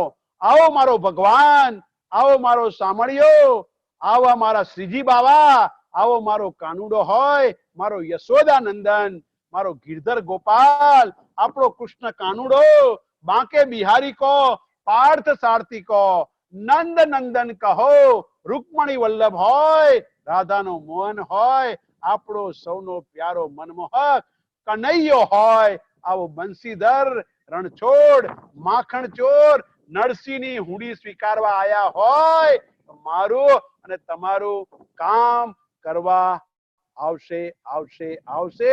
પણ શ્રદ્ધાપૂર્વક મેં આગળ કહ્યું એમ પરમાત્માને પોતાના જીવન પ્રત્યે લગામ સોંપી દેવાની, તો જ આવશે. અને જો પરમાત્માને બોલાવા હોય તો મીરાની મસ્તી જોઈએ, નરસિંહની ભક્તિ જીવનમાં લાવો, સબરીની પ્રતીક્ષા જીવનમાં લાવો, રાધાની વ્યાકુળતા લાવો, પહેલાથી શ્રદ્ધા લાવો, એકલવ્ય જેવી નિષ્ઠા લાવો, ગોપી જેવો અનન્ય પ્રેમ લાવો, તો ઠાકોરજી પધારશે પધારશે પધારશે, એમાં કોઈ શંકાને સ્થાન નથી. અને એટલા માટે કહે છે અહીંયા ભગવાન જેવું વર્ણન તો ભાગવતજીની અંદર એમના અંગોનું વર્ણન છે. પણ આપણને થાય ભગવત ઉપરથી ભગવાન શબ્દ બન્યો, ભગવાન એટલે કોણ? તો ભગવાનમાં જેનામાં 6 ગુણ હોય એને ભગવાન કહેવાય. શાસ્ત્ર કહે છે ઐશ્વર્યસ્ય સમગ્રસ્ય ધર્મસ્ય યશસઃ શ્રીય જ્ઞાન વૈરાગ્યો ઐક્યમ ક્ષણામ ભગઈતરિણામ. આ જેનામાં 6 વસ્તુ હોય, સંપૂર્ણ ઐશ્વર્ય, સંપૂર્ણ ધર્મ, સંપૂર્ણ યશ, સંપૂર્ણ શ્રી, સંપૂર્ણ જ્ઞાન, સંપૂર્ણ વૈરાગ્ય, આ 6 વસ્તુ જેનામાં હોય એને ભગવાન કહેવામાં આવે છે. જેવી રીતે એની પાસે વધુ ધન હોય એ ધનવાન કહેવાય, બહુ રૂપ હોય એને રૂપવાન કહેવાય, સૌંદર્ય હોય સૌંદર્યવાન કહેવાય, બહુ બળ હોય બળવાન કહેવાય, એને કુળવાળો હોય ઊંચા એને કુળવાન કહેવાય, બહુ બુદ્ધિ હોય એને બુદ્ધિમાન કહેવાય, ઘણું સામર્થ હોય એને સામર્થવાન કહેવાય, વધુમાં વધુ શક્તિ હોય એને શક્તિમાન કહેવાય, વધુ ભણેલો હોય એને વિદ્વાન કહેવાય. આમ 6 વસ્તુ જેનામાં હોય એને ભગવાન કહેવામાં આવે છે. અને એવા ભગવાનનું વર્ણન કરતું શાસ્ત્ર એટલે શ્રીમદ ભાગવત મહાપુરાણ કહેવામાં આવે છે. આમ વિચાર કરવાનો. ભગ શ્રી કામ મહાત્મ વીર્ય યત્નાર્ક કીર્તિસુ, અર્થાત ભગ શબ્દ જ કામ, શ્રી, મહાત્મા, વીર્ય, પ્રયત્ન, સૂર્ય અને કીર્તિના અર્થમાં પણ વપરાય છે. આમ પરમાત્માની અનેક વસ્તુ અહીંયા કહે છે. આમ વિચાર કરવાનો. મહાપ્રભુજીએ જે 4 ગ્રંથોને પ્રમાણભૂત ગણ્યા એમાં વેદ ગણ્યા, 4 વેદોને ગણ્યા છે. શ્રીમદ ભગવદ ગીતા, વેદ વ્યાસ વિરચિત બ્રહ્મસૂત્ર અને શ્રીમદ ભાગવત મહાપુરાણની વાત કરી છે. અને એટલા માટે અહીંયા આગળ કહે છે વેદોમાં પણ વૈષ્ણવ સાધકોને શ્રદ્ધા હોવી જોઈએ, કારણ કે પુષ્ટિ માર્ગના સિદ્ધાંતો વેદમાંથી જ આવ્યા છે. શ્રીમદ ભગવદ ગીતાજી કૃષ્ણની વાણી છે. શ્રીમદ ભાગવતજીમાં ભગવદ ગીતાના સિદ્ધાંતોનો સમાવેશ છે. ભાગવતજી એ સ્વયં અમૃત ગ્રંથ છે. એટલા માટે શરૂઆતમાં વ્યાસજીએ એનું મહાત્મ્યનું વર્ણન કર્યું છે. પુરાણ કોને કહેવાય? પુરાતનમ અપી નવ ઇતિ પુરાણ, જે જૂનું હોવા છતાં પણ નવા જમાના માટે ઉપયોગી હોય એનું નામ પુરાણ છે. શ્રીમદ ભાગવત પુરાણ કહેવાય. કથા જૂની છે, પહેલાની છે, પણ એનો ઉપયોગ આજે થાય છે. અને વિચાર કરવાનો. ઉપનિષદોમાં પણ એને ઇતિહાસ પુરાણ 5મો વેદ ભાગવતજીને કહેવામાં આવેલો છે. ઉપનિષદ કહે છે છાંદોગ્ય સુતિ, ઋગ્વેદમ, ભગવઃ, અધ્યમી, યજુર્વેદમ, સામવેદમ, અથર્વણમ, ઇતિહાસ પુરાણમ, પંચમમ વેદાનામ વેદમ. નારદ કહે છે છાંદોગ્ય ઉપનિષદ ઇતિહાસ પુરાણનું નામ ઋગ્વેદ, યજુર્વેદ, સામવેદ, અથર્વવેદની સાથે સ્પષ્ટ રૂપે આપે છે. જ્યાં પાંચમું પદ પુરાણ એટલે શ્રીમદ ભાગવત મહાપુરાણ ને આપવામાં આવ્યું છે. આમ વિચાર કરવાનો. ઋગ્વેદ, યજુર્વેદ, સામવેદ, અથર્વવેદ, ઇતિહાસ, પુરાણ, વિદ્યા સર્વ કંઈ પરમાત્માનો શ્વાસ રૂપ છે. માટે પુરાણ વિદ્યા વેદની જેમ નિત્ય છે અને કાયમ રહેનારી છે. અને એટલા માટે અદ્ભુત વસ્તુ કહે છે શાસ્ત્રમાં 18 પુરાણો કયા છે? બ્રહ્મ પુરાણ, પદ્મ પુરાણ, વિષ્ણુ પુરાણ, શિવ પુરાણ, અગ્નિ પુરાણ, ભવિષ્ય પુરાણ, બ્રહ્મ વૈવર્ત પુરાણ, લિંગ પુરાણ, વરા પુરાણ, વામન પુરાણ, સ્કંદ પુરાણ, ભાગવત મહાપુરાણ, નારદીય પુરાણ અને માર્કેન્ડ પુરાણ, કૂર્મ પુરાણ, મત્સ્ય પુરાણ, ગરુડ પુરાણ અને બ્રહ્માંડ પુરાણ. આ 18 પુરાણો આપેલા છે. અને આ પુરાણોમાં શ્રીમદ ભાગવતજીને મહાપુરાણ કહેવાય છે, કારણ કે પરમાત્માનો અક્ષર દેહ છે. ભાગવતજીના અન્ય 5 નામ પણ છે. ભાગવતી સંહિતા નામ છે. ભગવાનના ઐશ્વર્યના ગુણનું સંકલન છે માટે ભાગવતી સંહિતા કહેવાય છે. પારમહંસી સંહિતા જીવ જગત ઈશ્વર એની પણ વાત કરી છે. હંસ અર્થાત જે ક્ષીર અને નીરના મિશ્રણમાંથી ક્ષીર દૂધ ગ્રહણ કરે અને પાણીનો ત્યાગ કરે એ પરમહંસ એટલે પારમહંસી સંહિતા કહેવાય. ત્રીજી શાશ્વતી શ્રુતિ જે નિત્ય આનંદ સ્વરૂપ પરમાત્મા છે એનું પ્રતિપાદ્ય કરે છે એટલે પારમહંસ કહેવાય છે. ચોથી વસ્તુ, ત્રીજી વસ્તુ એને ચોથું નામ આપવામાં આવે છે. આમ વિચાર કરવાનો. ચોથી વસ્તુ એટલા માટે શાશ્વતી સંહિતા કહેવાય છે. કૃષ્ણના વિવિધ ભિન્ન ઉપાસકોના ચરિત્ર કે ગાથાનું વર્ણન છે એટલે શાશ્વતી સંહિતા કહેવાય છે. વૈયાસિકી સંહિતા અર્થાત વ્યાસજીના પુત્ર તે વૈયાસિકી સુખદેવજી અને સુખદેવજી સાથે સંબંધ ધરાવનારી જે વાણી છે એ વૈયાસિકી વાણી કહેવાય. આમ ભાગવતના 5 નામ પણ બીજા છે અને એટલા માટે આવા ભાગવતજી માટે કહેવાય છે ભગવાનશ્ચ ભગવાનશ્ચ ભગવંતશ્ચ ઇતિ ભગવંતઃ ભગવતા ઇદમ ઇતિ ભાગવતમ. પૂર્ણ અવતાર ભગવાનનું, અંશા અવતાર કૂર્મ, વામન, મત્સ્યાદિ અને ભગવાનોનું સંત જ્ઞાની ભક્ત એવી મહાન વિભૂતિ રૂપ ભગવાનો છે. આ ત્રણેયનું ભગવાન એવું નામ પડે છે અને એનું ચરિત્ર જેમાં લખાયું છે એને ભાગવત કહેવામાં આવે છે. ઘણીવાર શંકા થાય કે ભાગવતજીની શોભાયાત્રા શું કામ કાઢવાની? આ બહુ જ એક સળગતો પ્રશ્ન છે. અમે બી જઈએ કોકવાર અને બગીમાં બેઠા હોય ત્યારે લોકો વિચાર કરે. એમાં ખાસ તો લોકોને એવું થાય, એના મનમાં શંકા થાય. ઘણાને શંકા થાય કે આ ભાગવતજીની પોથી યાત્રા શું કામ કાઢવાની? એના વરઘોડા શું કામ કાઢવાના? આવા ખોટા પ્રદર્શનો શું કામ કરવાના? ઢોલ નગારા માઇક દ્વારા ભજન ગાઈ સરઘસો શું કામ કાઢવાના? આવા વરઘોડા કાઢીને અન્ય લોકોને ટ્રાફિક જામ કરવાની જરૂરિયાત શું કામ? ખોટા ખર્ચાઓ શોભાયાત્રા માટે શું કામ કરવાના? શોભાયાત્રા વખતે દારૂખાનું ફોડવાની જરૂર શું કામ? આવી ઘણી ઘણી શંકાઓ લોકો કરે.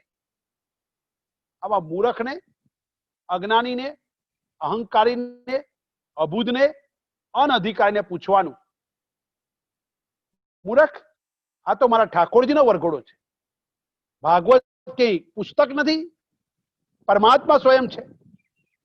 તો વિચાર કર, તું એને ખોટા ખર્ચા કરવાનું કહે છે, ખોટા પ્રદર્શન કહે છે, ઢોલ નગારા ખોટા કહે છે, તો તારા લગ્નમાં શું કામ વરઘોડા કાઢે? તારે ત્યાં ભૌતિક પ્રસંગો હોય તારે ધન વૈભવનું પ્રદર્શન કરવા, ઘર પર રોશની કરી, લાઈટો ઝબકાઈ શું કામ કરવાનું? તારે ત્યાં છોકરાના લગ્ન પ્રસંગે ગરબા, મહેંદી, રસમ, ડીજે ની જરૂર શું કામ કરવાની? તારા પ્રસંગમાં ઢોલ નગારા શું કામ વગાડે? તારે ત્યાંથી લગ્નનો વરઘોડો કાઢે ત્યારે ટ્રાફિકની સમસ્યા થાય છે, એ જરૂર નથી દેખાતું. લગ્ન વખતે દારૂખાના શું કામ ફોડવે છે?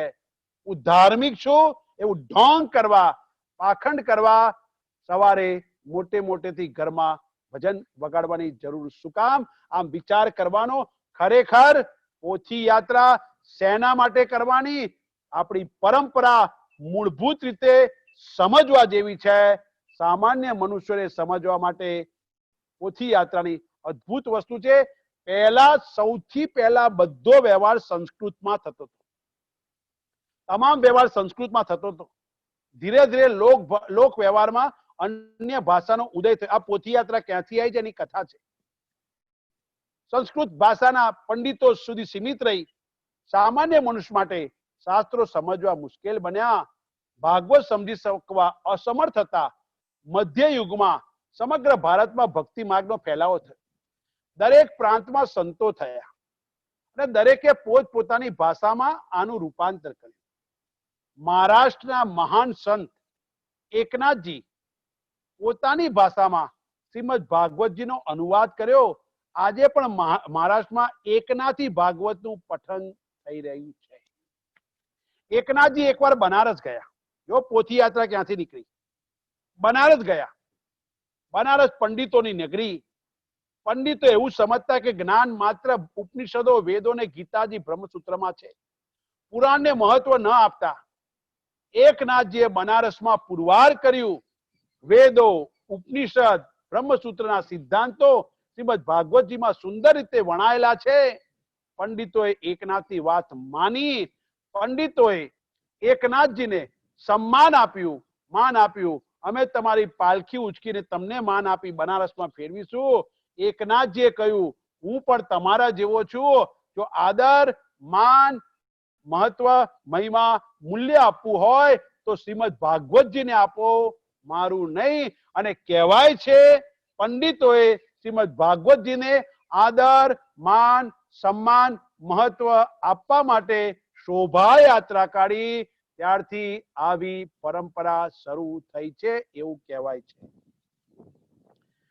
પોથી યાત્રા એ સદગ્રંથને અપાતો આદર છે.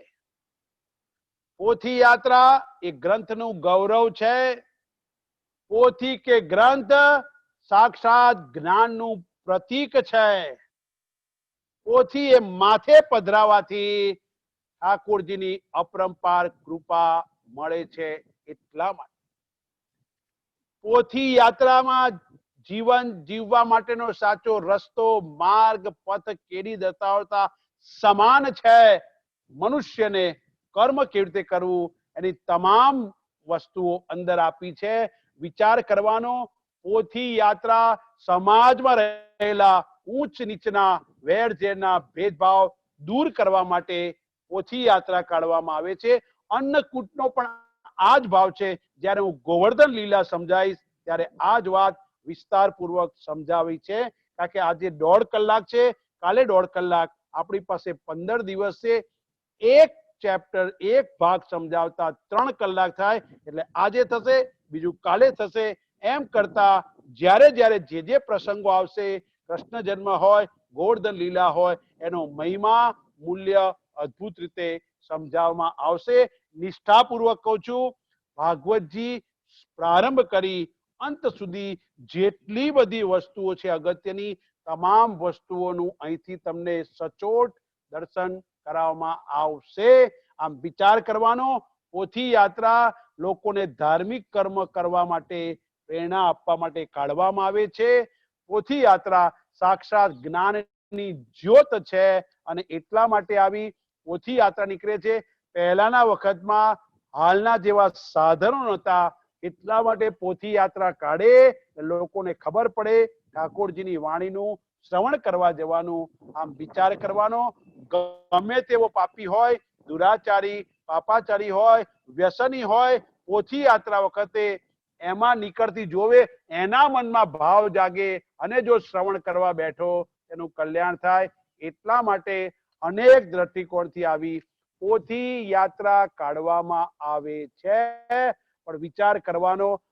જેને જેવો અધિકાર, જેની જેવી સમજ શક્તિ, જેની જેવી બુદ્ધિ, જેની જેવી પાત્રતા હોય, જેની જેટલી અંતઃકરણ શુદ્ધિ હોય, જેની જેટલી ગ્રહણ શક્તિ હોય, જેની જેવી શુદ્ધતા હોય, જેનું જેવું મન, જેના જેવા સંસ્કાર, જેની જેવી શ્રદ્ધા, જેનો જેટલો વિશ્વાસ, જેની જેવી નિષ્ઠા, જેનું જેવું ચિત્ત, જેની જેવી ભક્તિ, જેનું જેટલું ઠાકોરજી માટે સાચું સમર્પણ, અર્પણ, તર્પણ, જેનું સામળિયા માટેનું યોગ્ય સમર્પિત ભાવ, એ પ્રમાણે આ સદગ્રંથ કે શ્રીમદ ભાગવતજીના વિચારો ગ્રહણ કરતો હોય છે.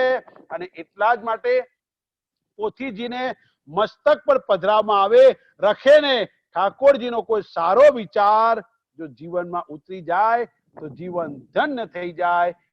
એટલા માટે એ પોથી યાત્રામાં પોથીજીને મસ્તક પર પધરાવવામાં આવે છે. પાછા અમુક લોકો કે આ તો બધું બહેનોનું કામ, અમારું કામ નહીં.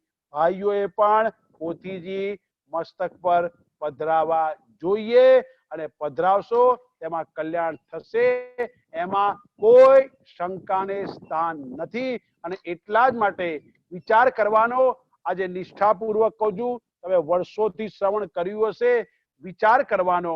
પરમાત્માના સારા વિચારો જો આવી જાય તો જીવન ધન્ય થઈ જાય. જેમ સ્થૂળ પદાર્થ વિશેના સિદ્ધાંતને પામીને પોતાના આનંદને રોકી ન શકનાર આર્કિમિડીઝ યુરેકા યુરેકા મળી ગયું પુકારતો રોમની સડકો પર નગ્ન થઈને દોડવા લાગ્યો તો એ આવી અનુભૂતિ મહાન વૈજ્ઞાનિકની હતી. જર્મન કવિ ગેટે અભિજ્ઞાન શાકુંતલ જેવો ગ્રંથ વાંચી ખુશીની આનંદ વ્યક્ત કરતો એને માથે મૂકીને નાચવા લાગ્યો છે. આમ વિચાર કરવાનો તો ઠાકોરજીની પોથી આપણા મસ્તક પર પધરાવતા આપણા જીવનમાં પણ આનંદ આનંદ આનંદ આવવો જોઈએ. અને એટલા જ માટે કહું છું, આપ સૌએ જો આપના ઘરમાં પોથીજીનું સ્થાપન કર્યું હોય, પધરાઈ હોય, તો છેલ્લા દિવસે નિષ્ઠાપૂર્વક કહું છું, એ 7 દિવસ પછી એ કોઈ શુષ્ક ગ્રંથ નહીં હોય, કબાટમાં સંગ્રહી રાખવાનું સાધન નહીં હોય, પણ અમૃતની, જ્ઞાનની શ્રેષ્ઠ અદ્ભુત ધારા વરસાવતો, પરમાત્માનો અનુકંપા વરસાવતો ધોધ હશે. માટે કહું છું, એને મસ્તક પર પધરાવજો, પધરાવજો, પધરાવજો. અને આમ વિચાર કરવાનો, પોથી યાત્રા આવા અનેક વસ્તુના દર્શનની માટે કાઢવામાં આવે છે. અને એટલે જ પરમાત્માની કૃપા હોય, શ્રીમદ ભાગવતજીને જીવનમાં આપણે ઉતારી અને જીવન ધન્ય કરી શકાય. ભાગવતની કથા એ આપણા જીવનનું ઘડતર કરે છે. ભગવત કથા જીવન શીખવાડે છે. જીવનનું વ્યવહાર કેવી રીતે કરવો, જીવન કેવી રીતે પસાર કરવું, આવું શ્રીમદ ભાગવતની કથા આપણને શીખવાડે છે. ભગવત કથા દ્વારા શ્વાસમાં, ધડકનમાં પરમાત્માનું સ્મરણ કરવાથી જીવન ધન્ય થશે. અને એટલા માટે કહે છે, પરમાત્માની કૃપાથી અદ્ભુત વસ્તુ જીવન જીવવાની હોય. અને આવું આપણને શ્રેષ્ઠ રીતે ભાગવતજીમાં આપણને અદ્ભુત વસ્તુ પૂછે છે. અને શરૂઆતમાં ગ્રંથના પ્રારંભમાં જ મંગલાચરણથી શરૂઆત કરે. મંગલાચરણ શું કામ કરવાનું? કોઈ પણ વસ્તુમાં મંગલાચરણ, હું કાયમ માટે કહું છું, તમે કોઈ પણ કાર્ય કરવાની શરૂઆત કરો તો નારાયણ નારાયણ નારાયણ નારાયણ બોલો. ઓમ શબ્દ બોલીને પણ કરી શકાય, પણ તમે શરૂઆતમાં મંગલાચરણ કે સારું કાર્ય કરીએ તો વિચાર કરવાનો. મંગલ એટલે મમ પાપ ગલયતિ ઇતિ મંગલમ, જેનાથી મારા પાપ દૂર થાય, ગળી જાય, નાશ પામે, એને મંગલ કહેવામાં આવે છે. વિચાર કરવાનો. આગળ કે છે, સમાપ્તિ પ્રાપ્ત કામો મંગલમ આચરેત, આપણું કાર્ય સારી રીતે પૂર્ણ થાય એટલા માટે મંગલાચરણ કરવામાં આવે છે. વિચાર કરવાનો. ઋષિ મુનિઓની પરંપરામાં મંગલાચરણ કરવામાં આવે. મંગલાચરણ કરવાથી મન, વાણી, કાયાથી મંગલ ક્રિયા થાય. પરમાત્માનો જય જયકાર કરવાથી, શ્રી કૃષ્ણ પરમાત્માનો જય જયકાર કરવાથી, આવો જયકાર કરવાથી આપણી વાણી પવિત્ર થાય. વાણીથી જય ઘોષ થયો, જય નાદ થયો, તેનાથી વાચા પવિત્ર થઈ. આમ વિચાર કરવાનો. વાણી, કાયા અને મન ત્રણે પવિત્ર થાય. એટલા માટે મંગલાચરણ કરવાનો. ભગવાન કૃષ્ણનું નામ મંગલ છે. કૃષ્ણ નામ જેની વાણીથી બોલાય છે, એ વાણીમાં બોલાય છે. કરોડો મહાપાપો ભસ્મ થઈ જાય છે. આમ વિચાર કરવાનો. ઠાકોરજીનું નામ મંગલ છે માટે કીર્તન થાય છે, ભગવાનનું સ્વરૂપ મંગલ છે માટે સેવા કે સ્મરણ થાય છે, ભગવાનની લીલા મંગલ છે માટે શ્રવણ કરીએ છીએ, ધામ મંગલ છે માટે અંતે એના ધામમાં જઈએ છીએ. આમ પ્રારંભમાં જ ગ્રંથની શરૂઆતમાં જ મંગલાચરણ કરે છે. અને કેટલું અદ્ભુત મંગલાચરણ, આખી દુનિયાનો સાર કહી દીધો, બધી જ વસ્તુ કહી દીધી. અને ભાગવતજીનો મંગલાચરણ શ્રેષ્ઠ રીતે અને કેટલી ઊંચી વાત કરે છે. તો સૌ મંગલાચરણ શ્રવણ કરીએ. સચ્ચિદાનંદ રૂપાય વિશ્વ ઉત્પત્તિ હેતવે ત્રાપત્રય વિનાશાય શ્રી કૃષ્ણાય વયમ નમઃ. સત, ચિત અને આનંદ એ પ્રભુનું સ્વરૂપ છે. જગતની ઉત્પત્તિ સ્થિતિને લય કરવાનું સામર્થ અને આધ્યાત્મિક, આદિ ભૌતિક અને આદિ દૈવિક આ ત્રિવિધ તાપનું શમન કરવા, ઉપશમન કરવા, બાદ કરનારા એવા શ્રી કૃષ્ણ ને અમે નમસ્કાર, પ્રણામ, પ્રણિપાત કે નમન કરીએ છીએ. અહીં પહેલા જ મંગલાચરણમાં બે વસ્તુ સમજાય, સ્વરૂપ લક્ષણ અને તટસ્થ લક્ષણ. ઉત્પત્તિ, સ્થિતિ અને લય એ તટસ્થ લક્ષણ કહેવાય, ત્યારે સ્વરૂપ, સત, ચિત અને આનંદ જે છે એ પરમાત્માના સ્વરૂપ લક્ષણ છે. અને એની વાત અહીંયા બહુ સ્પષ્ટ રીતે શરૂઆતમાં જ કહે છે આપણને.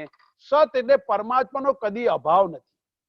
આ મારું શરીર પહેલા નહોતું, અત્યારે છે અને પછી રહેવાનું નથી, એટલે આને સત ના કહેવાય. ચિત એટલે બધું જાણનારો છે. અને આનંદ, પરમાત્મા આનંદ સ્વરૂપ છે, જેનો કદી બાદ નથી, સત છે. આમ વિચાર કરવાનો. પરમાત્મા સચ્ચિદાનંદ રૂપાય છે, સત છે, ચિત્ત છે, આનંદ છે. અને આપણા ત્રણેય પ્રકારના જે આધ્યાત્મિક દુઃખ છે, શરીરના દુઃખ છે, ભૌતિક દુઃખો છે, અને ત્રીજા દુઃખો દૈવિક દુઃખે, અર્થાત આ કુદરતી પ્રકોપ આવ્યો હોય, અતિવૃષ્ટિ થાય, અનાવૃષ્ટિ થાય, એને દૂર કરવા માટે, આ ત્રણેય પ્રકારના દૂર કરવા શ્રી કૃષ્ણમ વયમ નમઃ. અહીંયા વ્યાસજી બહુ સરસ વાત કરે છે. વયમ એટલે અમે. અહીંયા બી એકલા નથી કરતા, આપણે બધા કરીએ છીએ. હું પણ કરું છું, તમે પણ કરો છો, એટલે બધાની વાત છે. આમ વિચાર કરવાના. પરમાત્મા સચ્ચિદાનંદ રૂપાય શ્રી કૃષ્ણમ વયમ નમઃ. શ્રી કૃષ્ણને હું નમન કરું છું. કૃષ્ણ શબ્દનો અર્થ જ આનંદ થાય છે. માટે જ મહાપ્રભુજીએ કીધું કૃષ્ણ એવ ગતિર મમ. વિચાર કરવાનો. કૃષ અને અણ બે શબ્દ છે. કૃષ એટલે સત્તા, કૃષ એટલે અસ્તિત્વ, કૃષ એટલે આધાર, કૃષ એટલે નિયંતા, કૃષ એટલે નિયામક, કૃષ અર્થાત સર્વની અંતર્યામી, કૃષ એટલે પ્રત્યેકાત્મા, કૃષ એટલે સર્વની ભીતર રહી બધું જાણનાર. અને અણ એટલે આનંદ. એટલે મહાપ્રભુજીએ કહ્યું તું તારા પોતાના શરણે જા, આનંદના શરણે જા. એવી વાત કૃષ્ણ એવ ગતિર મમ, કૃષ્ણાશ્રય નામના ગ્રંથમાં મહાપ્રભુજીએ અદ્ભુત છણાવટ કરી. અને એટલા માટે શરૂઆતમાં અહીંયા મંગલાચરણથી પ્રારંભ કર્યો, આરંભ કર્યો. પરમાત્મા સત છે, ચિત્ત છે, આનંદ છે, વિશ્વની ઉત્પત્તિ, સ્થિતિ અને લયનું કારણ પણ છે. અહીં પરમાત્માનું સામર્થ્ય બતાવે છે, સામર્થ્યનો પરિચય આપ્યો. આમ વિચાર કરવાનો. અને પરમાત્માના હિસાબે જ આ વસ્તુ થઈ છે. અને ત્રીજો પરમાત્માનો સ્વભાવ પરિચય કરાયો. ત્રાપત્રય ત્રિવિધ તાપનું શમન કરનાર છે. આમ એમના સ્વરૂપનો પરિચય કરાયો. આમ વિચાર કરવાનો. પુષ્ટિ માર્ગમાં 3 જણાના સ્વરૂપ સ્વભાવ સરખા છે. શ્રી ઠાકોરજી, મહાપ્રભુજી અને યમુનાજી. શ્રીજી બાવાનો રંગ છે શ્યામ, દુઃખ દૂર કરી સુખ આપવાનો સ્વભાવ છે. આચાર્ય મહાપ્રભુજી પણ શ્યામ છે, દુઃખને દૂર કરી સુખ આપવાનો સ્વભાવ છે. અને શ્રી યમુના મહારાણીજી શ્યામ છે, એ પણ દુઃખને દૂર કરી સુખ આપવાનો સ્વભાવ છે. આમ પુષ્ટિ માર્ગમાં 3 વસ્તુ સ્વભાવ છે. આમ પરમાત્માના સામર્થ્યનો પરિચય કરાયો, સ્વભાવનો પરિચય કરાયો, એમનું લક્ષણ પણ જણાવ્યું, સ્વરૂપ લક્ષણ. અને આવી વસ્તુ કરી તો પરમાત્માની કૃપાથી મંગલાચરણ અત્યારે અલ્પ વિરામ આપીએ. 7 વાગ્યા છે. આવતીકાલે પુનઃ પાછા મળીશું. ત્યારે આપણે ત્યાંથી ચર્ચા અધૂરી રાખી છે એ આખું એનું મહાત્મ્ય, એમાં કયા કયા આત્મદેવ બ્રાહ્મણની વાત, જે કોઈ વાતો છે ધંધુકારી હોય એની બધાની અજામિલાદીની જે બી આવશે મહાત્મ્યમાં ચર્ચા કરીશું. આજે 1.5 કલાક એક સેશન પૂરો થયો. આવતીકાલે બીજો સેશન, એટલે પહેલા દિવસે મહાત્મ્યનું વર્ણન હોય તો આપણે શ્રવણ કરીશું. એ પ્રમાણે 15 દિવસ સુધી ધીરે ધીરે શ્રવણ કરતા કરતા કરતા આપણે આપણા પરમાત્માની કૃપાથી મોતની પેલે પાર જવાની સાચી શ્રેષ્ઠ વિદ્યા આપણે જાણી માણી પીછાણી શકીશું. એ જ ઠાકોરજીના ચરણોમાં પ્રાર્થના કરી મારી વાણીને વિરામ આપું છું. ઓમ પૂર્ણમદ પૂર્ણમિદમ પૂર્ણાત પૂર્ણમુદચ્યતે પૂર્ણસ્ય પૂર્ણમાદાય પૂર્ણમેવાવશિષ્યતે. ઓમ શાંતિ શાંતિ શાંતિ. ઓમ શ્રી કૃષ્ણાય નમઃ. ઓમ શ્રી કૃષ્ણાય નમઃ. ઓમ કૃષ્ણાર્પણમ નમસ્તસ્તુ. સૌને જય શ્રી કૃષ્ણ. મંજુ માસી સાંભળે છે? ખૂબ સરસ. મંજુમાં જય શ્રી કૃષ્ણ. બેન જય શ્રી કૃષ્ણ. જય શ્રી કૃષ્ણ. જેટલાના મોડા દેખાય છે બધાને જય શ્રી કૃષ્ણ. જય શ્રી કૃષ્ણ બેન. જય શ્રી કૃષ્ણ કનુભાઈ. જય શ્રી કૃષ્ણ રેખાબેન ગાંધી. ભૂપેન્દ્રભાઈ જય શ્રી કૃષ્ણ. સરયુબેન જય શ્રી કૃષ્ણ. જય શ્રી કૃષ્ણ સ્વામીજી. જય શ્રી કૃષ્ણ ગીતાબેન. સરયુબેન જય શ્રી જય શ્રી કૃષ્ણ. કૃષ્ણ. જય શ્રી કૃષ્ણ સ્વામીજી. જય શ્રી કૃષ્ણ નરેશભાઈ મોદી. જય શ્રી કૃષ્ણ. જય શ્રી કૃષ્ણ સ્વામીજી. જય શ્રી કૃષ્ણ. પ્રણામ. જય શ્રી કૃષ્ણ સ્વામીજી. મનીષાબેન જય શ્રી કૃષ્ણ. જય શ્રી કૃષ્ણ સ્વામીજી. જય શ્રી કૃષ્ણ. જય શ્રી કૃષ્ણ સ્વામીજી. જય શ્રી જય શ્રી કૃષ્ણ. કૃષ્ણ સ્વામીજી. જય શ્રી કૃષ્ણ. જય શ્રી કૃષ્ણ. જય શ્રી કૃષ્ણ. અને જય શ્રી કૃષ્ણ રત્નાબેન દેવાસીબેન. રોહિતભાઈ કૃષ્ણ. ગીતાબેન જય શ્રી કૃષ્ણ. સ્વામીજી જય શ્રી કૃષ્ણ. જય શ્રી કૃષ્ણ. જય શ્રી કૃષ્ણ. ભાવનાબેન જય શ્રી કૃષ્ણ. શોભાબેન જય શ્રી કૃષ્ણ. ચંદ્રિકાબેન જય શ્રી કૃષ્ણ. અક્ષા મહેતા જય શ્રી કૃષ્ણ. વિનોદભાઈ જય શ્રી કૃષ્ણ. વિનુભાઈ જય શ્રી કૃષ્ણ. દીપ્તિબેન ગોરડિયા. માલતીબેન જય શ્રી કૃષ્ણ. જય શ્રી કૃષ્ણ. ભૂપેનભાઈ જય શ્રી કૃષ્ણ. રામભાઈ ગાંધી જય શ્રી કૃષ્ણ. સૌને જય શ્રી કૃષ્ણ. જય શ્રી કૃષ્ણ. જય શ્રી કૃષ્ણ. યોગિનીબેન જય શ્રી કૃષ્ણ. સૌને જય શ્રી કૃષ્ણ. ભાઈ જય શ્રી કૃષ્ણ. જય શ્રી રૂપલબેન જય શ્રી કૃષ્ણ. સ્વામી. જય શ્રી કૃષ્ણ. નિશાબેન જય શ્રી કૃષ્ણ. લીનાબેન મહેતા જય શ્રી કૃષ્ણ. જય શ્રી કૃષ્ણ. હિતેશભાઈ મહેતા. શિલ્પાબેન જય શ્રી કૃષ્ણ. દર્શનાબેન જય શ્રી કૃષ્ણ. જય શ્રી કૃષ્ણ સ્વામીજી. જય શ્રી કૃષ્ણ. જય શ્રી કૃષ્ણ. જય શ્રી કૃષ્ણ. સૌને જય શ્રી કૃષ્ણ. જય શ્રી કૃષ્ણ. જય શ્રી કૃષ્ણ. જય શ્રી કૃષ્ણ. જય શ્રી કૃષ્ણ બધાને. ચલો સૌ ચલો હરિઓમ. જય શ્રી કૃષ્ણ. જય શ્રી કૃષ્ણ. સૌને જય શ્રી કૃષ્ણ. કાલે જય શ્રી વહેલા કૃષ્ણ આવજો. ભાભી. કૃષ્ણ બધાને જય શ્રી જય કૃષ્ણ. શ્રી કૃષ્ણ. જય શ્રી કૃષ્ણ. જય શ્રી કૃષ્ણ. જય શ્રી કૃષ્ણ. ચલો રામભાઈ હું લીવ થઉં છું. મીટિંગ પૂરી કરું છું. જય શ્રી કૃષ્ણ. ચંદુબેન જય શ્રી કૃષ્ણ. જય શ્રી કૃષ્ણ. જય શ્રી કૃષ્ણ.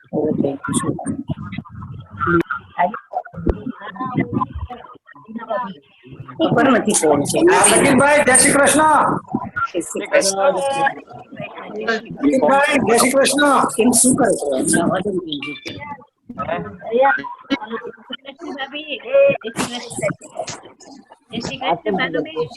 જય શ્રી કૃષ્ણ. જય શ્રી કૃષ્ણ. વીણા છો? જય શ્રી કૃષ્ણ. જય શ્રી કૃષ્ણ. ક્યાં વાસંતી ભાભી ક્યાં છે? અરે જય શ્રી કૃષ્ણ. હા, જય શ્રી કૃષ્ણ ભાભી. હા જય શ્રી કૃષ્ણ. જય શ્રી કૃષ્ણ. ભાભી જય શ્રી કૃષ્ણ. હા, તબિયત જય શ્રી કૃષ્ણ. સારી છે ને ભાભી? જય શ્રી કૃષ્ણ. તમારી તબિયત સારી છે ને? કનુભાઈ જય સિયારામ. કોણ છે બાજી કોણ છે જય સિયારામ. જય સિયારામ, જય સિયારામ કાકા. બહુ અદ્ભુત આયોજન છે, અદ્ભુત. ઉપરવાળાની કૃપા, ઉપરવાળાની કૃપા. હા ઉપરવાળાની કૃપા. કોણ નામ લઈ લખેલું શું છે બહુ ગયા મહિને જ આપણે એમને સાંભળેલા સ્વામીજીને, એટલે ખરેખર ખ્યાલ છે આપણને. અને તમને બહુ આ સૂઝ્યું ને, એ બહુ મોટી પ્રવીણભાઈ નો પવિત્ર આત્મા હતો ને, એનું આ ફળ છે. દક્ષાભાઈ ની મહેનત છે આમાં બધી. હાઈએસ્ટ છે ને મહેનત દક્ષાભાઈ ની. અવિનાશભાઈ જય સિયારામ. જય સિયારામ કાકા, જય સિયારામ. સંતોના સમાગમમાં તમારા ભાઈ મહુવામાં રહેતા, ત્યાંથી સંતોના સમાગમ છેલ્લે સમાગમ. અરે મહુવાના પ્રેમ પરિવાર ને રામધૂન વાળાના મારી ઉપર એટલા બધા ફોન આવી ગયા, એ લોકો બહુ બોલા થઈ ગયા, એકદમ અપસેટ થઈ ગયા. મેં કીધું છેલ્લે છેલ્લે સંત સમાગમ મળ્યો એને. હા હા હા, સાચી વાત. જય સિયારામ, જય સિયારામ.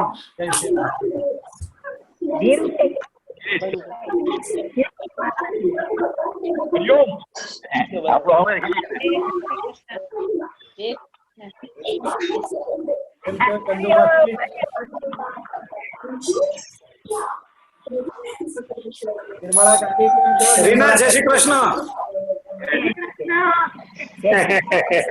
નગીનભાઈ હરિયો.